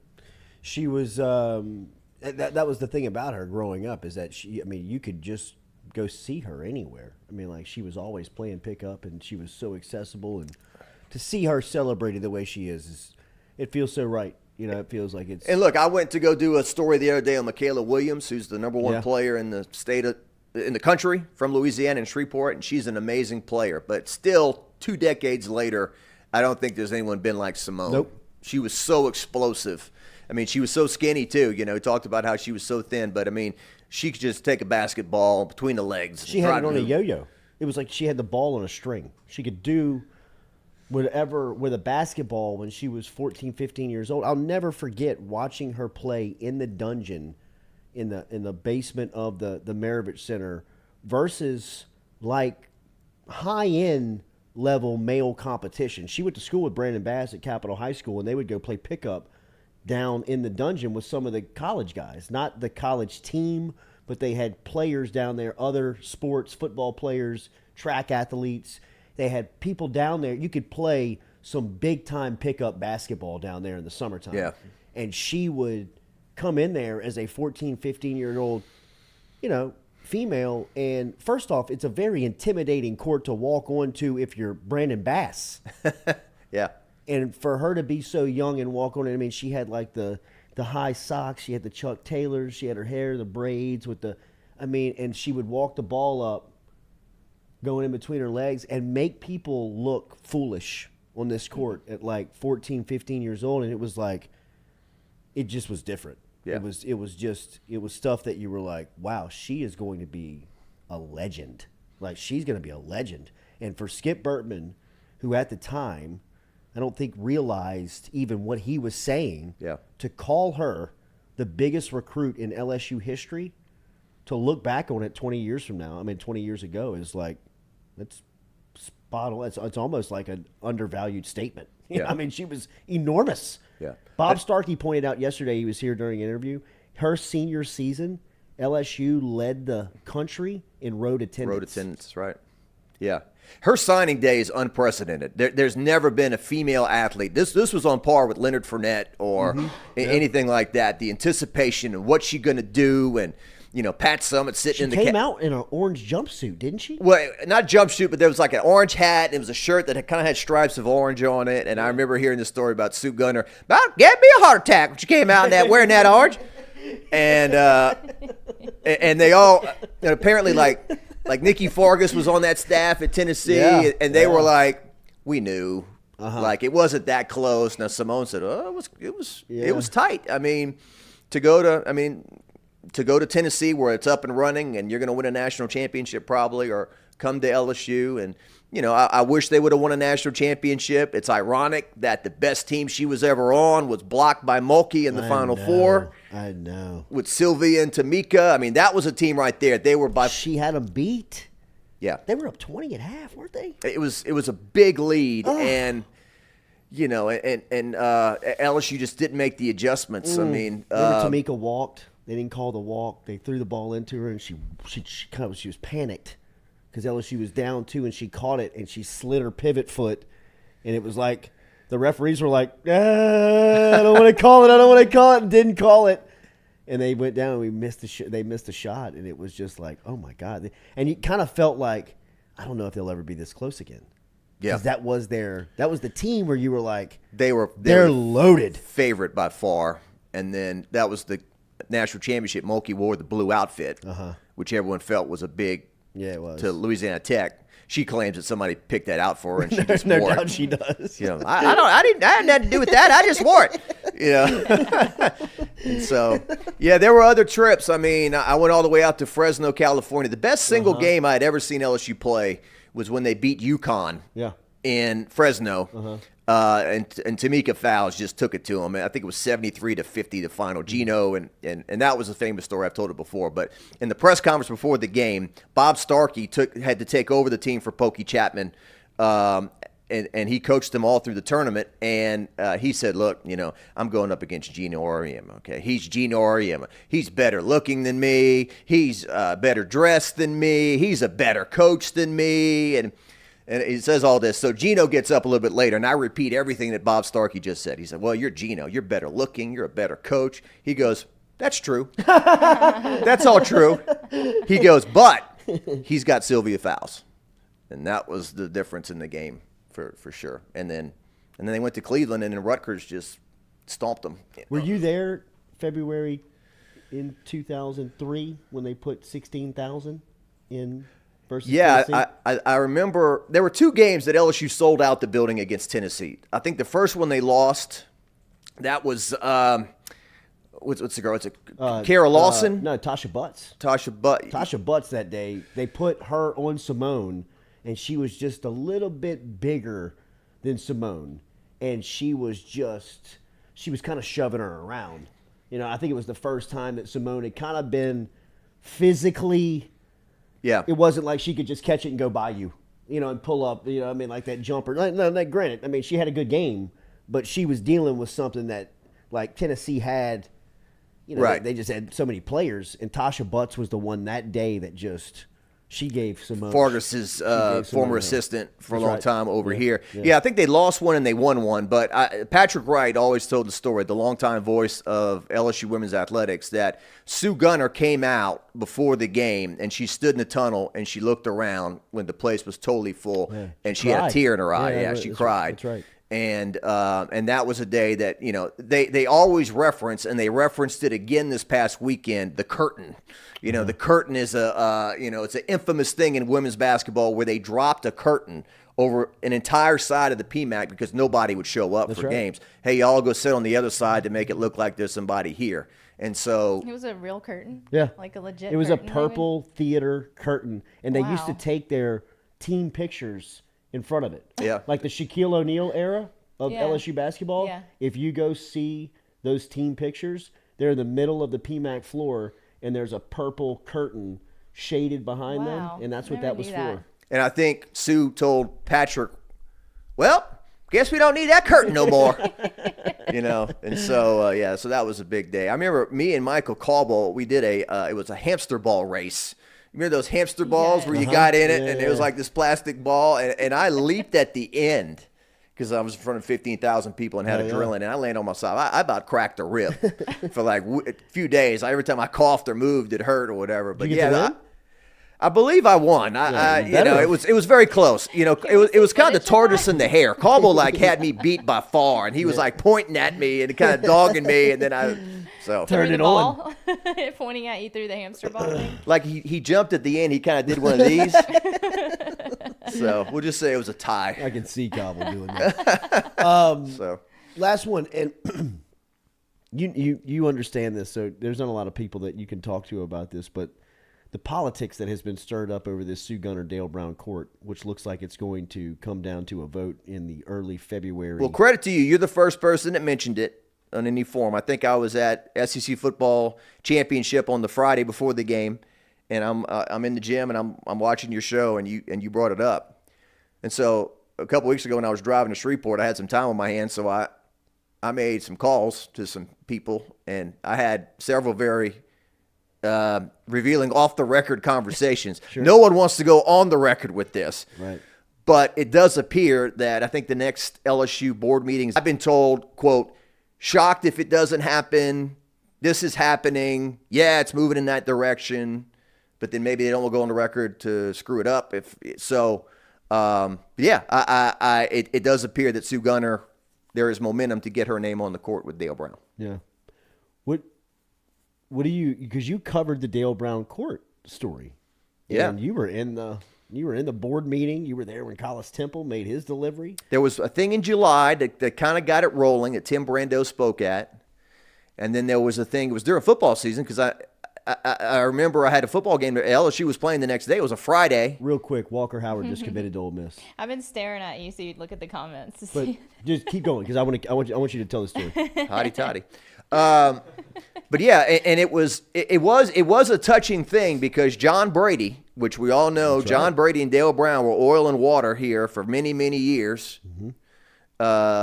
Sammy Hagar and David Lee Roth, for all you old school, just ruined your show. But anyway, yeah, they were the guy that replaced the guy, and we don't like each other, and blah blah. And John Brady got up there and said this should happen, and you need to make it happen. Jordy Holberg was there, and Collis, and anyway, but Mary Warner was on and she spoke up for Sue. That's right. And said if you look at the two resumes, and it's been brought up to me that Sue Gunner is in the Naismith Hall of Fame, and she is. Dale Brown is not. That's right. And so, look, I went to those. Those were the first LSU basketball games I ever went to. Chris Jackson, Shaq, superstars, Georgetown in the Superdome, 66,000 fans. I mean, it was always exciting and whatnot. 2 Final Fours, 2 Elite Eights. What Dale Brown did was amazing. But is it obvious, Jordy? Is it obvious to name the court after somebody? If it's Bobby Knight, obviously. If it's Coach K, it's obvious. Dean Smith, down the line. Is it obvious to name the court after Dale Brown? And if you do, then you bring up the discussion of this person also perhaps needs to be on the court. And what happens if Kim Mulkey wins, right. 2 or 3 national championships in the next decade? Right, I agree. Then what do you do?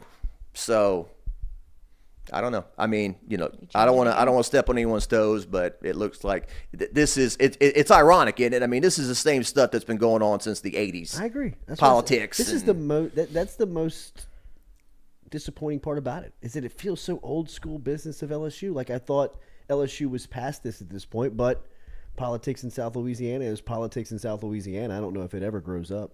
Yeah. I mean, I think it was, whether it's the 80s, 90s, 2000s, or 2020s, it's still.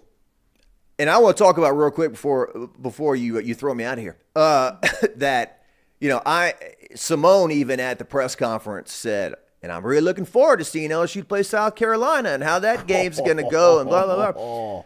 And so it's interesting to me that South Carolina fans who had no interest in any of my social media platforms before Kim Mulkey or, Kim wishes she was the coach Dawn Staley was. Dawn Staley is 10 times the coach that Kim Mulkey is. And when y'all come here, you're going to get destroyed and this and that. And it just speaks to fear.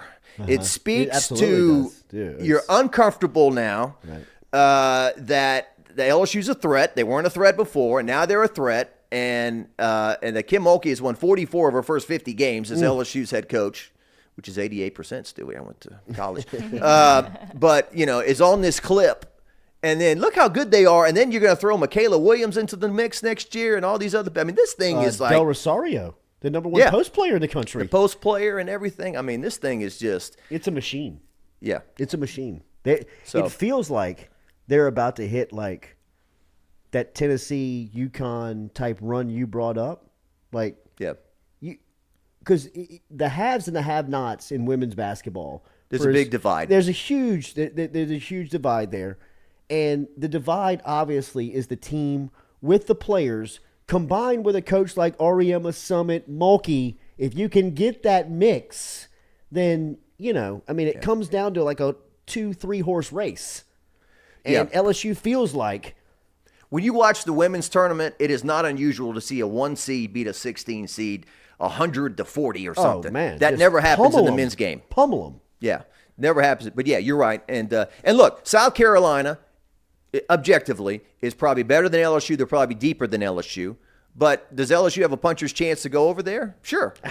And the arena seats 18,000, by the way. I've looked it up. I mean, is it going to be 18,000? Sold out crowd? I had people walk up to me over the weekend. Mary Alford from of course. Yeah, love Mary. Yeah. Absolutely. She told me they bought tickets. They're going. And I can't imagine that she is the only one from this basketball community that's supporting women's college hoop down here that's saying, hey, there's not going to be – they're must-watch television right now, Jacques. I mean, Angel Reese she's must-watch entertainment. You know what I mean? And Dawn Staley is more accomplished than any of us will ever be in this room, without a doubt. Mm-hmm. But even people that admire her, think she's fantastic – there were a few of them that were very taken back by those post-game comments last year. That was an air ball on her part. Should have been. And it was just, why? So that definitely plays into this whole thing. I mean, some of the conversations that have been had in living rooms with recruits that have been intently to get back to Mulkey and LSU. It's like, hey, you want this fight? Okay. Right. Mulkey's kept her mouth shut. She's not put anything on the record of this is how we react to this stuff, and she continues to like you mentioned, I think it's just a sign of fear. I mean, like it's a sign of we are about to get hit with something that. It reminds me of 2019 when the LSU team, the football team, got rolling, and every week I had Crimson Tide. Yep. Well, till they beat us, it don't mean nothing. Right. Don't mean nothing till you beat us, because maybe they knew that this might be the time they do win, And so yeah, I mean, and I heard you talking the other day. I think that perhaps they've underestimated Kim as being, she's that older, out of touch, not as hip, not, up with it. And 17, 16-year-old kids are like, we love Kim Mulkey. Absolutely. And so, Dawn's not going to lose recruits. I mean, they're not going to collapse, all right? Sure. But it's going to be an much more even fight. Off the desk the last couple of days. When do we see you back on? I'm going be there today, anchoring. Okay. The men have a game tonight. I think I may get out to LSU softball's practicing and just open it up for media stuff. And so, yeah, looking forward. This is going to be an exciting spring, Jordy. I mean, spring is kind of my favorite time of year. And, this time of year right now, it's kind of, the sun goes down early, it's kind of sluggish. Man, between the LSU baseball team, what Mulkey's doing, and then spring football. I mean, you're going to have a lot of excitement in the spring, I think. And you got another signing day coming up.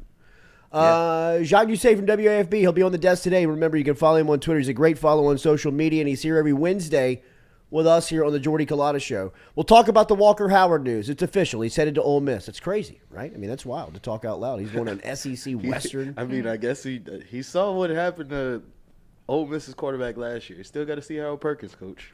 Oof. We'll talk about Walker Howard, his decision, all of that next, coming up here on the Jordy Culotta Show. Driven and powered by Go Chevrolet.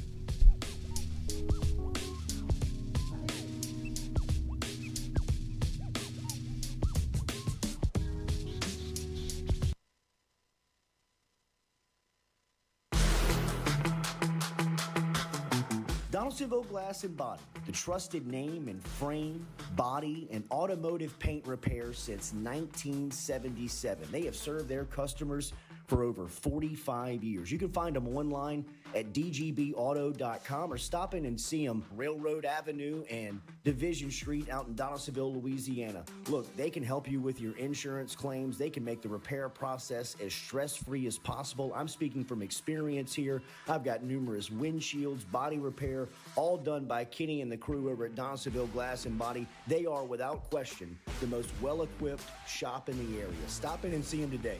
Shop them online, dgbauto.com, or stop in and see the crew over in Division Street in Donaldsonville, Louisiana. Donaldsonville Glass and Body.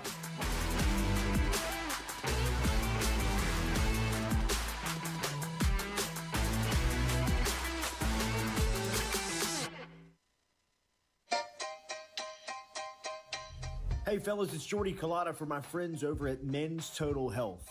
Guys, do you suffer from fatigue, decreased libido, erectile dysfunction, weight gain or loss of muscle mass, signs of depression, anxiety, hair loss, mental fog, general loss of interest?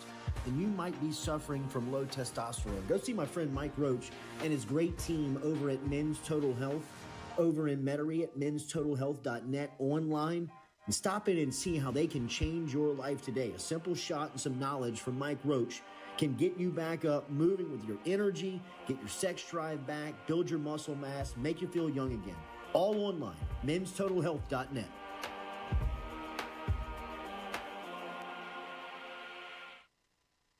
Red Stick Sports, a local staple in Baton Rouge to all sports fans, was founded back in 1981 and has remained a family business for over 40 years. Today, they still have the great selection on the floor, but they're also a leader in custom apparel for businesses, sports teams, and other groups. Take it from us, everybody over here at FM Digital Media. They help us out with all of our apparel. Let them help you out today. Go ask for Cody over at Red Stick Sports. Check him out online at redsticksports.biz. I was embarrassed about my smile. Are you unhappy at yours? Do you not smile back at yourself? I called my friend, Dr. Spillers, over at Johnson Spillers. He fixed my smile, and now everywhere I go, people are complimenting it after the work that Dr. Spillers and the staff did to my mouth. They can do it to yours. Get in touch with them. JohnsonSpillers.com. 2 locations, one in Gonzales, one in Baton Rouge. Easy to find them, JohnsonSpillers.com.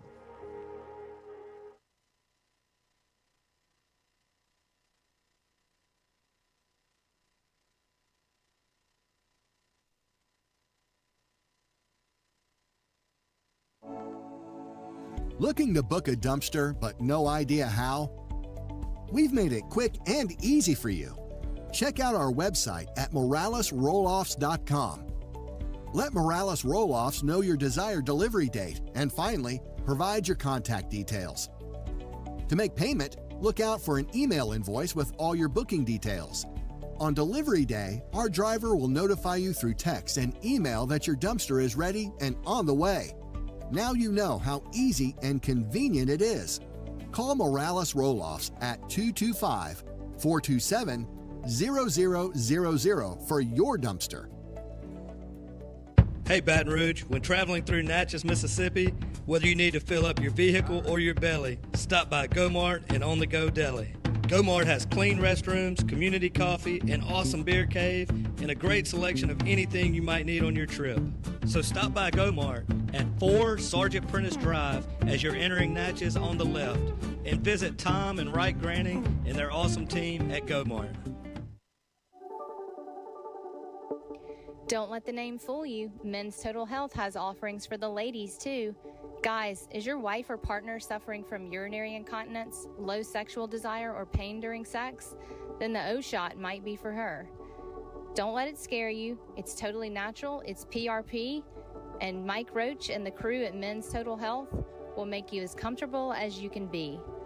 Contact me for more information, Katie at JordyCulottaShow.com, and I'm happy to tell you everything that Men's Total Health has to offer for the ladies.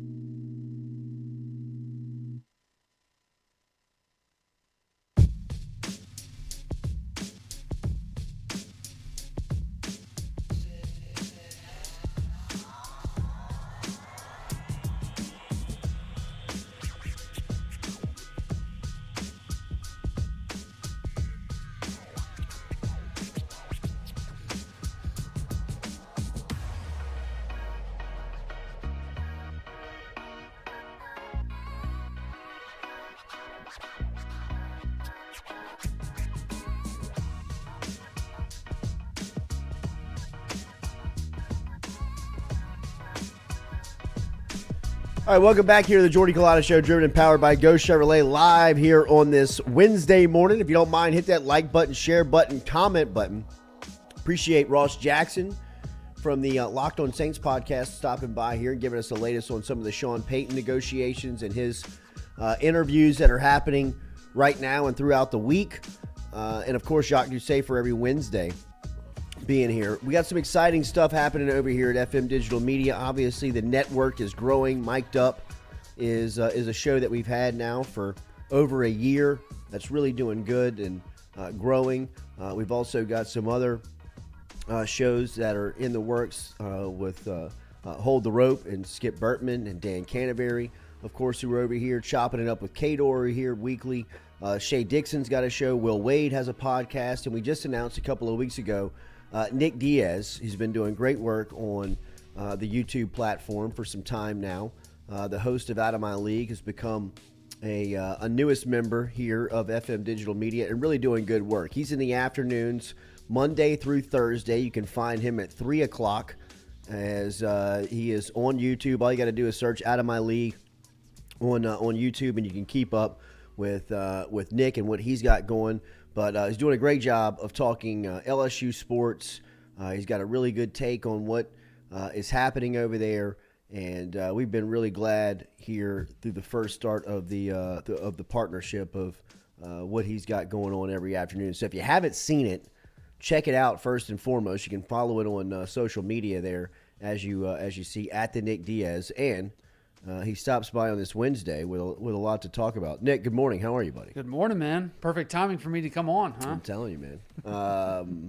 What do you make of this Walker Howard news? What's your first impression? First impression is that, look, obviously I kind of echo your sentiment on what you said earlier this morning about how, look, you always pull for Walker Howard. It kind of stings a little bit more when you know the story behind Walker Howard and his family and his mom and his dad, and he was a true Tiger through and through. But look, at the end of the day, we can say all that nice stuff, and we can, and I think a lot of it's true. But at the end of the day, the most important thing to any athlete is development and playing time. And he's going to get certainly playing time, but more importantly, he's going to Ole Miss because of the development of Lane Kiffin. Certainly ain't NIL, because Lane Kiffin's been, complaining about that since he's gotten to Ole Miss. But, he's going to arguably the best quarterback coach in the country. I would say him or Steve Sarkisian are the best. And it's going to be an offense that's tailored to him. And I think there's a very good chance that he could start, because they obviously aren't going to bring him in if they trusted Jackson Dart to get it done as a passer. Yeah, I don't believe that Lane Kiffin believes in Jackson Dart. I think that Walker Howard immediately probably becomes the top choice on that roster, just as far as ability goes. Whether or not he can catch it fast enough to get on the field next season, we'll wait and see. I intend on watching him play for Ole Miss next year. And talking about Walker Howard, I think that he goes in with a plan and somebody that is transferring with the intent to play immediately. What do you make of this LSU basketball team that's playing tonight? Believe it or not, this may sound like a homer take, but I actually like LSU to maybe pull an upset and bounce back against Auburn. Now, I'm not predicting a win. I just think that considering, you're coming off that kind of a performance, which there's no other reaction as long as there's a good culture, and I believe Matt McMahon has a good culture of come out full of piss and vinegar and just fight hard and all those other things. Now, they may not win, but Auburn can get got. Florida had them on the ropes at Auburn earlier in the conference play, and I know Florida beat LSU pretty handily at home, but transitive property is not the best way to go about it. But I think the way that LSU has responded, I think Matt McMahon the other day also said that he finally saw the leadership and the vocal leadership that he was looking for during the Alabama game. Of all the times to do it, that was the time to finally find out who your leaders are in the team and who's going to be more vocal. And he said Adam Miller and Derek Fountain were the two that stood out to him the most as far as vocal leaders. And he says we hadn't had that. We had that this week in practice. We had that at the end of the Alabama game in the second half. Guys kept being vocal and fighting, and I think you'll see a better effort. And also, more importantly, outside of just the the idea of like, oh, we'll play hard for LSU kind of mantra, Cam Hayes is back, and he's back to full health, and he's practicing. He didn't practice leading up to Alabama. He's kind of the missing piece to their offense, which has really been the biggest bugaboo, is that they have good shooters, but they're too reliant on one or two guys. Mm-hmm. And having that guy at point guard at Cam Hayes, who's a smart shooter, a good shooter, an efficient shooter at any point, whether it be in the middle of the defense or from the 3-point line, he's kind of that one little missing piece that can kind of bring everything together. And so the fact that he's back healthy, practicing, the fact that, obviously they're embarrassed, then it's going to be at home and they want to put on a good product, I expect a better effort, and maybe even they pull the upset. So I got Auburn on upset alert tonight. What's coming up on the show this afternoon? This afternoon, well, the Walker Howard stuff. I know everyone's going to be asking about that, going to Ole Miss, and we got plenty of thoughts about that. Continuing the Sean Payton stuff, I'm fascinated with this Sean Payton news, and really, I think the Texans, and I said this the other day, and you kind of reiterated this earlier this morning to start your show. I think the Texans, we kind of just crossed them off immediately, but thinking about it the other day, and I said this on my show, is that I think they might now be the favorite if he does. However, I do think that there's a higher probability that he goes back to TV for one more year. Yeah. Because he really wants that Chargers job. And what's hanging up the Chargers is not the salary for Sean Payton. I did some research on that. It's not the salary that's the hang up for the Spanos family. The biggest hang up for the Spanos family is control. Are they willing to give up that kind of control? They believe in checks and balances. And two, it's the draft picks. Next year, if Sean Payton stays in TV one more year and then gets traded to whatever team, the highest pick that you have to give up from Sean Payton goes from a first-round pick to, at best, a third-round pick, dramatically. So he may be like, hey, I've got more options now if I stay in TV one more year where I don't have to go to a rebuilding situation. So, and look, he only lives 20 minutes away from the Chargers facility in Manhattan Beach.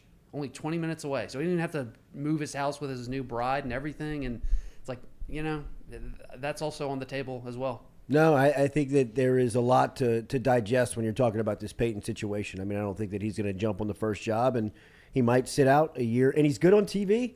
I mean, he's good. He's really good on there. All right, Nick, great job, man. Keep it up. Absolutely. Appreciate you. 3 o'clock in the afternoons, Monday through Thursday. Check out Out of My League with Nick Diaz. We will reset the set. Katie will move back to her spot, and we will close out the show quickly here on this Tuesday. Make sure and like, follow, share. Wednesday. And we didn't do voicemail or anything. We'll move that to tomorrow. The guest list popped up. I know. I just forgot, though. Guest list. We'll be right back. Close it out here. Driven by Go Chevrolet.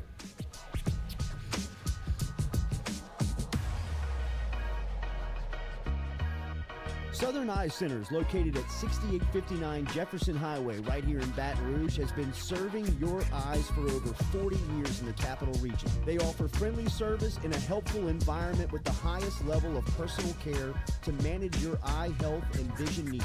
If you want more information, log online to southerneyecenters.com. That is southerneyecenters.com. Stop in and check out their beautiful office located on Jefferson Highway right here in the capital city. And remember, each time you walk in there and you mention the Jordy Culotta Show, Dr. Ann Shaw and Southern Eye Centers will take 25% off of their fantastic selection of sunglasses. All you got to do is mention the Jordy Culotta Show. Check them out. southerneyecenters.com and located at 6859 Jefferson Highway.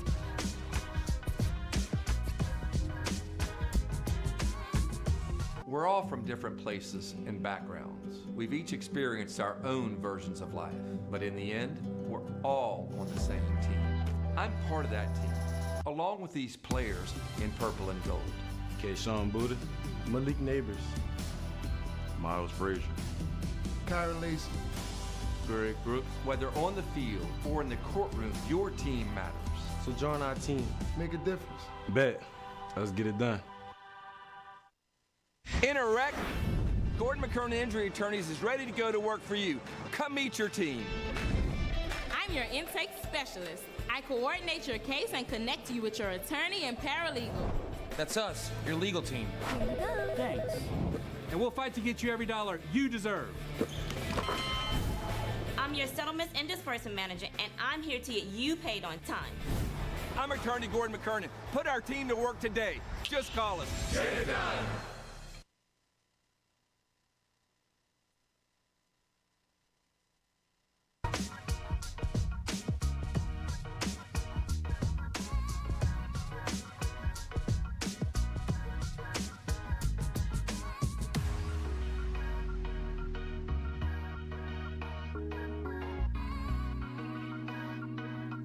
Welcome back here to the Jordy Culotta Show, driven and powered by Go Chevrolet, live here on this Wednesday morning.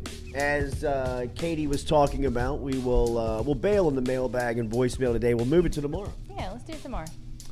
Why not? Today is a very depressing day in the city of Baton Rouge. It's one that is not promoted, not publicized, but one if you work in a certain area of town, if you live in a certain area of town, if you commute to certain parts of the city, then you know what today is. It was yesterday, actually. Yeah, it technically was yesterday. Yeah. Okay. But you did think this was Tuesday all day, so we're I did. We're just All living right. one day behind that. Just okay. this week, Stewie. Yeah, this week is This week. Yeah. Shut up over there. I'm trying to help you out. The day that LSU brings students back to campus is one of the more depressing days that is not promoted on our city's calendar. But the whole dynamic changes everything this week. It does. 2 days ago, I'm a back road guy, Same. Stewie. I love the back roads. I'm in and I'm out. not a major thoroughfare type guy. Oh, I am. No Nicholson Keep Drive your governments. Keep your Perkins. Only major roads for me. No, I'm all. Keep your interstates to a degree. Yeah, I'm back road. Like I do know the advantage of the interstate, and if I have to get somewhere start to finish quickly, I will use the interstate, but don't trust it. I don't ever trust it. My back roads, I trust, Stewie. Every time. They've never failed me. I've been using them since '96.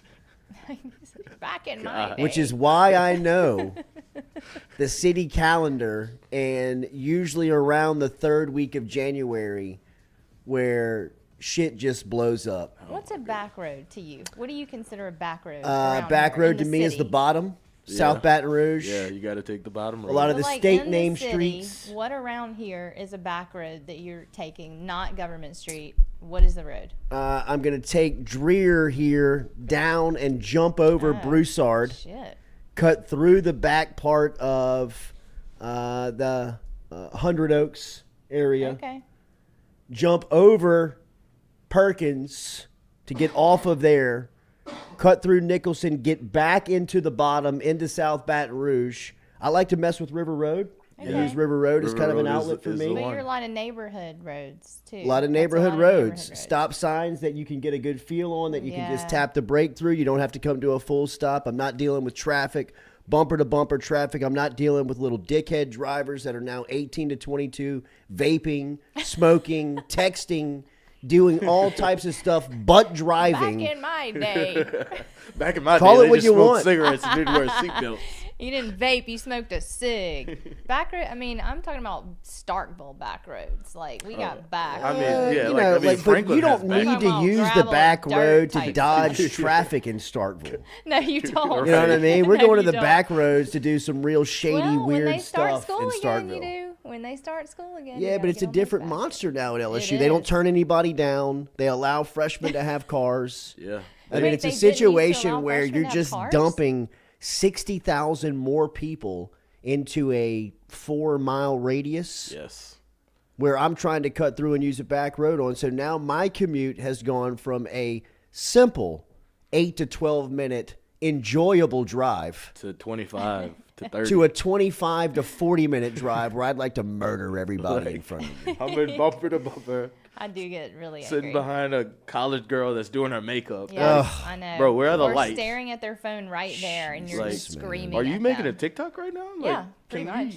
we get on with this? I know. It's now time to ban the freshman cars on campus. LSU has gotten to that enrollment status where, I mean, I remember we did a summer in Texas my sophomore year, and I learned that Texas did not allow freshmen to have cars on campus. This was back in like 2002. I was Like at UT? mind blown. Yes, because they have 80,000 kids Well, yeah, and it's enrolled. these city campuses too. There's no room. Well, I mean, now that they've gone pure pedestrian campus on LSU, get rid of the cars. Yeah, When did they not allow freshmen to drive here? Like how long? I don't think ago that they've was ever that? not done that. Oh, really? No, that's what I'm LSU saying. Like, catch TF up. Yeah. LSU Ban the freshman cars, man.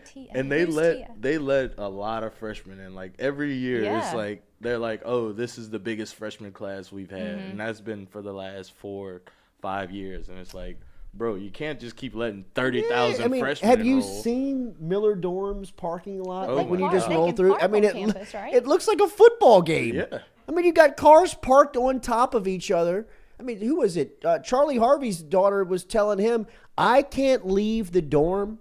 I can't move my car from the dorm to come home and eat a warm meal because I can't risk losing my spot. Now, I did that my freshman year too. Like if you got a good spot, your car is sitting there So for then what's 3 the days purpose and of you're having the riding with car? somebody else.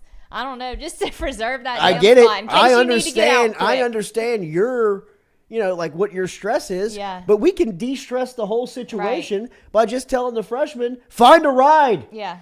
Find a ride. Well, the bus. Take your cars and get out of here. Yeah, right. They do have LSU transportation everywhere. Yeah. Like buses, and they have campus transit, which you Right. can call, and they'll come get you from Yeah. your dorm. I rode it my freshman year too, but I still did have a car. Yeah, I had a car my freshman year too. Me too. And let me tell you, I never feel more insecure about anything when I do not have a vehicle. Oh, my I God, know. it's the worst. And I'm not even talking about a ride. I'm talking about my own car, Yes. so I can leave Speaking everybody from else. experience, Yeah. hate it here. Hate it. Yeah, it's a Yes, helpless Stewie, I can't feeling. imagine. It's just like You got to be growing. I mean, like that's some different type of discipline that you're growing there. Yeah, it is. You learn to walk. Yeah. Or catch the bus. Get you a bike. Not a big bike. Slattery McCollum says the worst people in the world are the ones at red lights on their phone that don't go when it turns green. Yeah. Slattery, you're that person that like you blow the horn after like an eighth of a second, aren't you? When it turns I've been green. waiting for 3 minutes. It's like, bro, you just been waiting for 5 seconds. Let me get my foot off the brake. A reddish fish texted and says, I walked everywhere on campus from the Pentagon. You don't need your car to move around on campus. I agree. LSU is an easy campus to navigate on foot. I would say I didn't appreciate LSU's campus until I was a student and attacked it on foot. Yeah. Like I had no idea how beautiful of a campus it was until I was probably 20. Yeah. You know what I mean? I've lived here my entire life. I've taken the same walking route to football games through campus, walked through the quad, done the whole thing. Had no idea how beautiful. Not only that, just like the nooks and crannies of the place where you can do some real shit. There it is. Coach. You know what I mean? I'm like not gonna lie. when I've realized that they had the outdoor amphitheater and could just go lay in a pew and hit like the dugout in college, it totally changed my life. I've been out there. And that area with like the pine trees and all, I'm like, Enchanted where am I? What? Is this Baton Rouge? Where am I right now? I would just go out there during the day. Like after my classes, I'd just go sit in the amphitheater. And Dude, it's a great relax. duck off. It is a great duck off. I'll one. still do it on a bike. Yeah. Like drop the bike in the middle of a pew so nobody suspects that I'm even there. It is a really beautiful campus. It's a beautiful campus. Mhm. It is and like aesthetically pleasing. Yeah, it look is. to bang on LSU and bang on Baton Rouge. It is a absolutely gorgeous campus. The only one I've ever seen that really rivals it is Georgia. Wow, Yeah, theirs is pretty too. Georgia's beautiful. And Georgia, a lot like LSU, you can walk the whole thing. I mean, there is some walks that you don't want to take. Like I lived at WCA when I was on campus. A lot of hills. And I'd have to walk to the business college. 'Cause Oof, I had classes in coach. I would be. That's a track. What is that, 15 minutes? 15 minutes for sure. Easy. Like easily. Easy It's like, 15. oh God, I gotta wake up early. I mean, that's a walk on any type of like drizzle. Oh, I'm not going. No chance. Like if it's raining, I'm out. Like or even like a threat of rain. I might get caught on the way back. Yeah. What are you going to do? I don't have a car. I'm out. Yeah, I don't know. I'm not doing this. I can't go to class today. Yeah, just raining. There's a cloud over there in the northeast corner of campus. Doesn't rain in the stadium though. Never. All right, everybody have a great day. I'm sorry for everybody's traffic. Blame the punk ass kids that are going to be on campus. Except for Stewie, he's not No, part of it. congratulations, Somebody Stewie. get Stewie a car. Come on, not in y'all. it Pull your anymore. money together and let's get Stewie something. Oh, that's a good one, Stewie. Little GoFundMe for a car? Yes. We could do it. Start it. Let's do it. Who would donate? Jeff and Kenner is a good person to start that up. Start it up, Jeff. Let's get Stewie driving again. Let's get him mobile.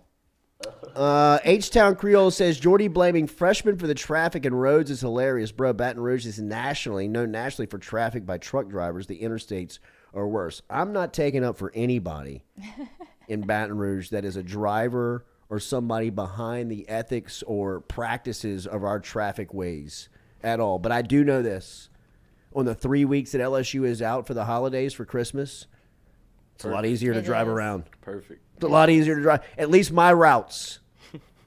I appreciate my routes, and I'm pretzeled now. I don't know where to go. Can't I'm even get back on to the the back road. interstates. I'm back on Perkins Road, back on Government Street, sitting in rubberneck traffic with the rest of us. Don't But let that people be are a already wreck. wanting to donate Look, to you. I would donate. Start I would put start it. $20. Make Stewie mobile again. Let's start it today. I love it. That was great. Let's start it today. Can you do a GoFundMe for something like this? Yes. You can do a GoFundMe for anything. Yeah, I mean it. I've seen people scam GoFundMe. Oh, yeah, there have been lots of scams. Make Stewie mobile. Yeah, I love it. All right, look out for the link coming your way to your inbox. All right. Get your wallets out, people. All right, have a great day. Like, share button, comment button, subscribe. We appreciate you being there. We'll be back with you tomorrow morning, 7 a.m.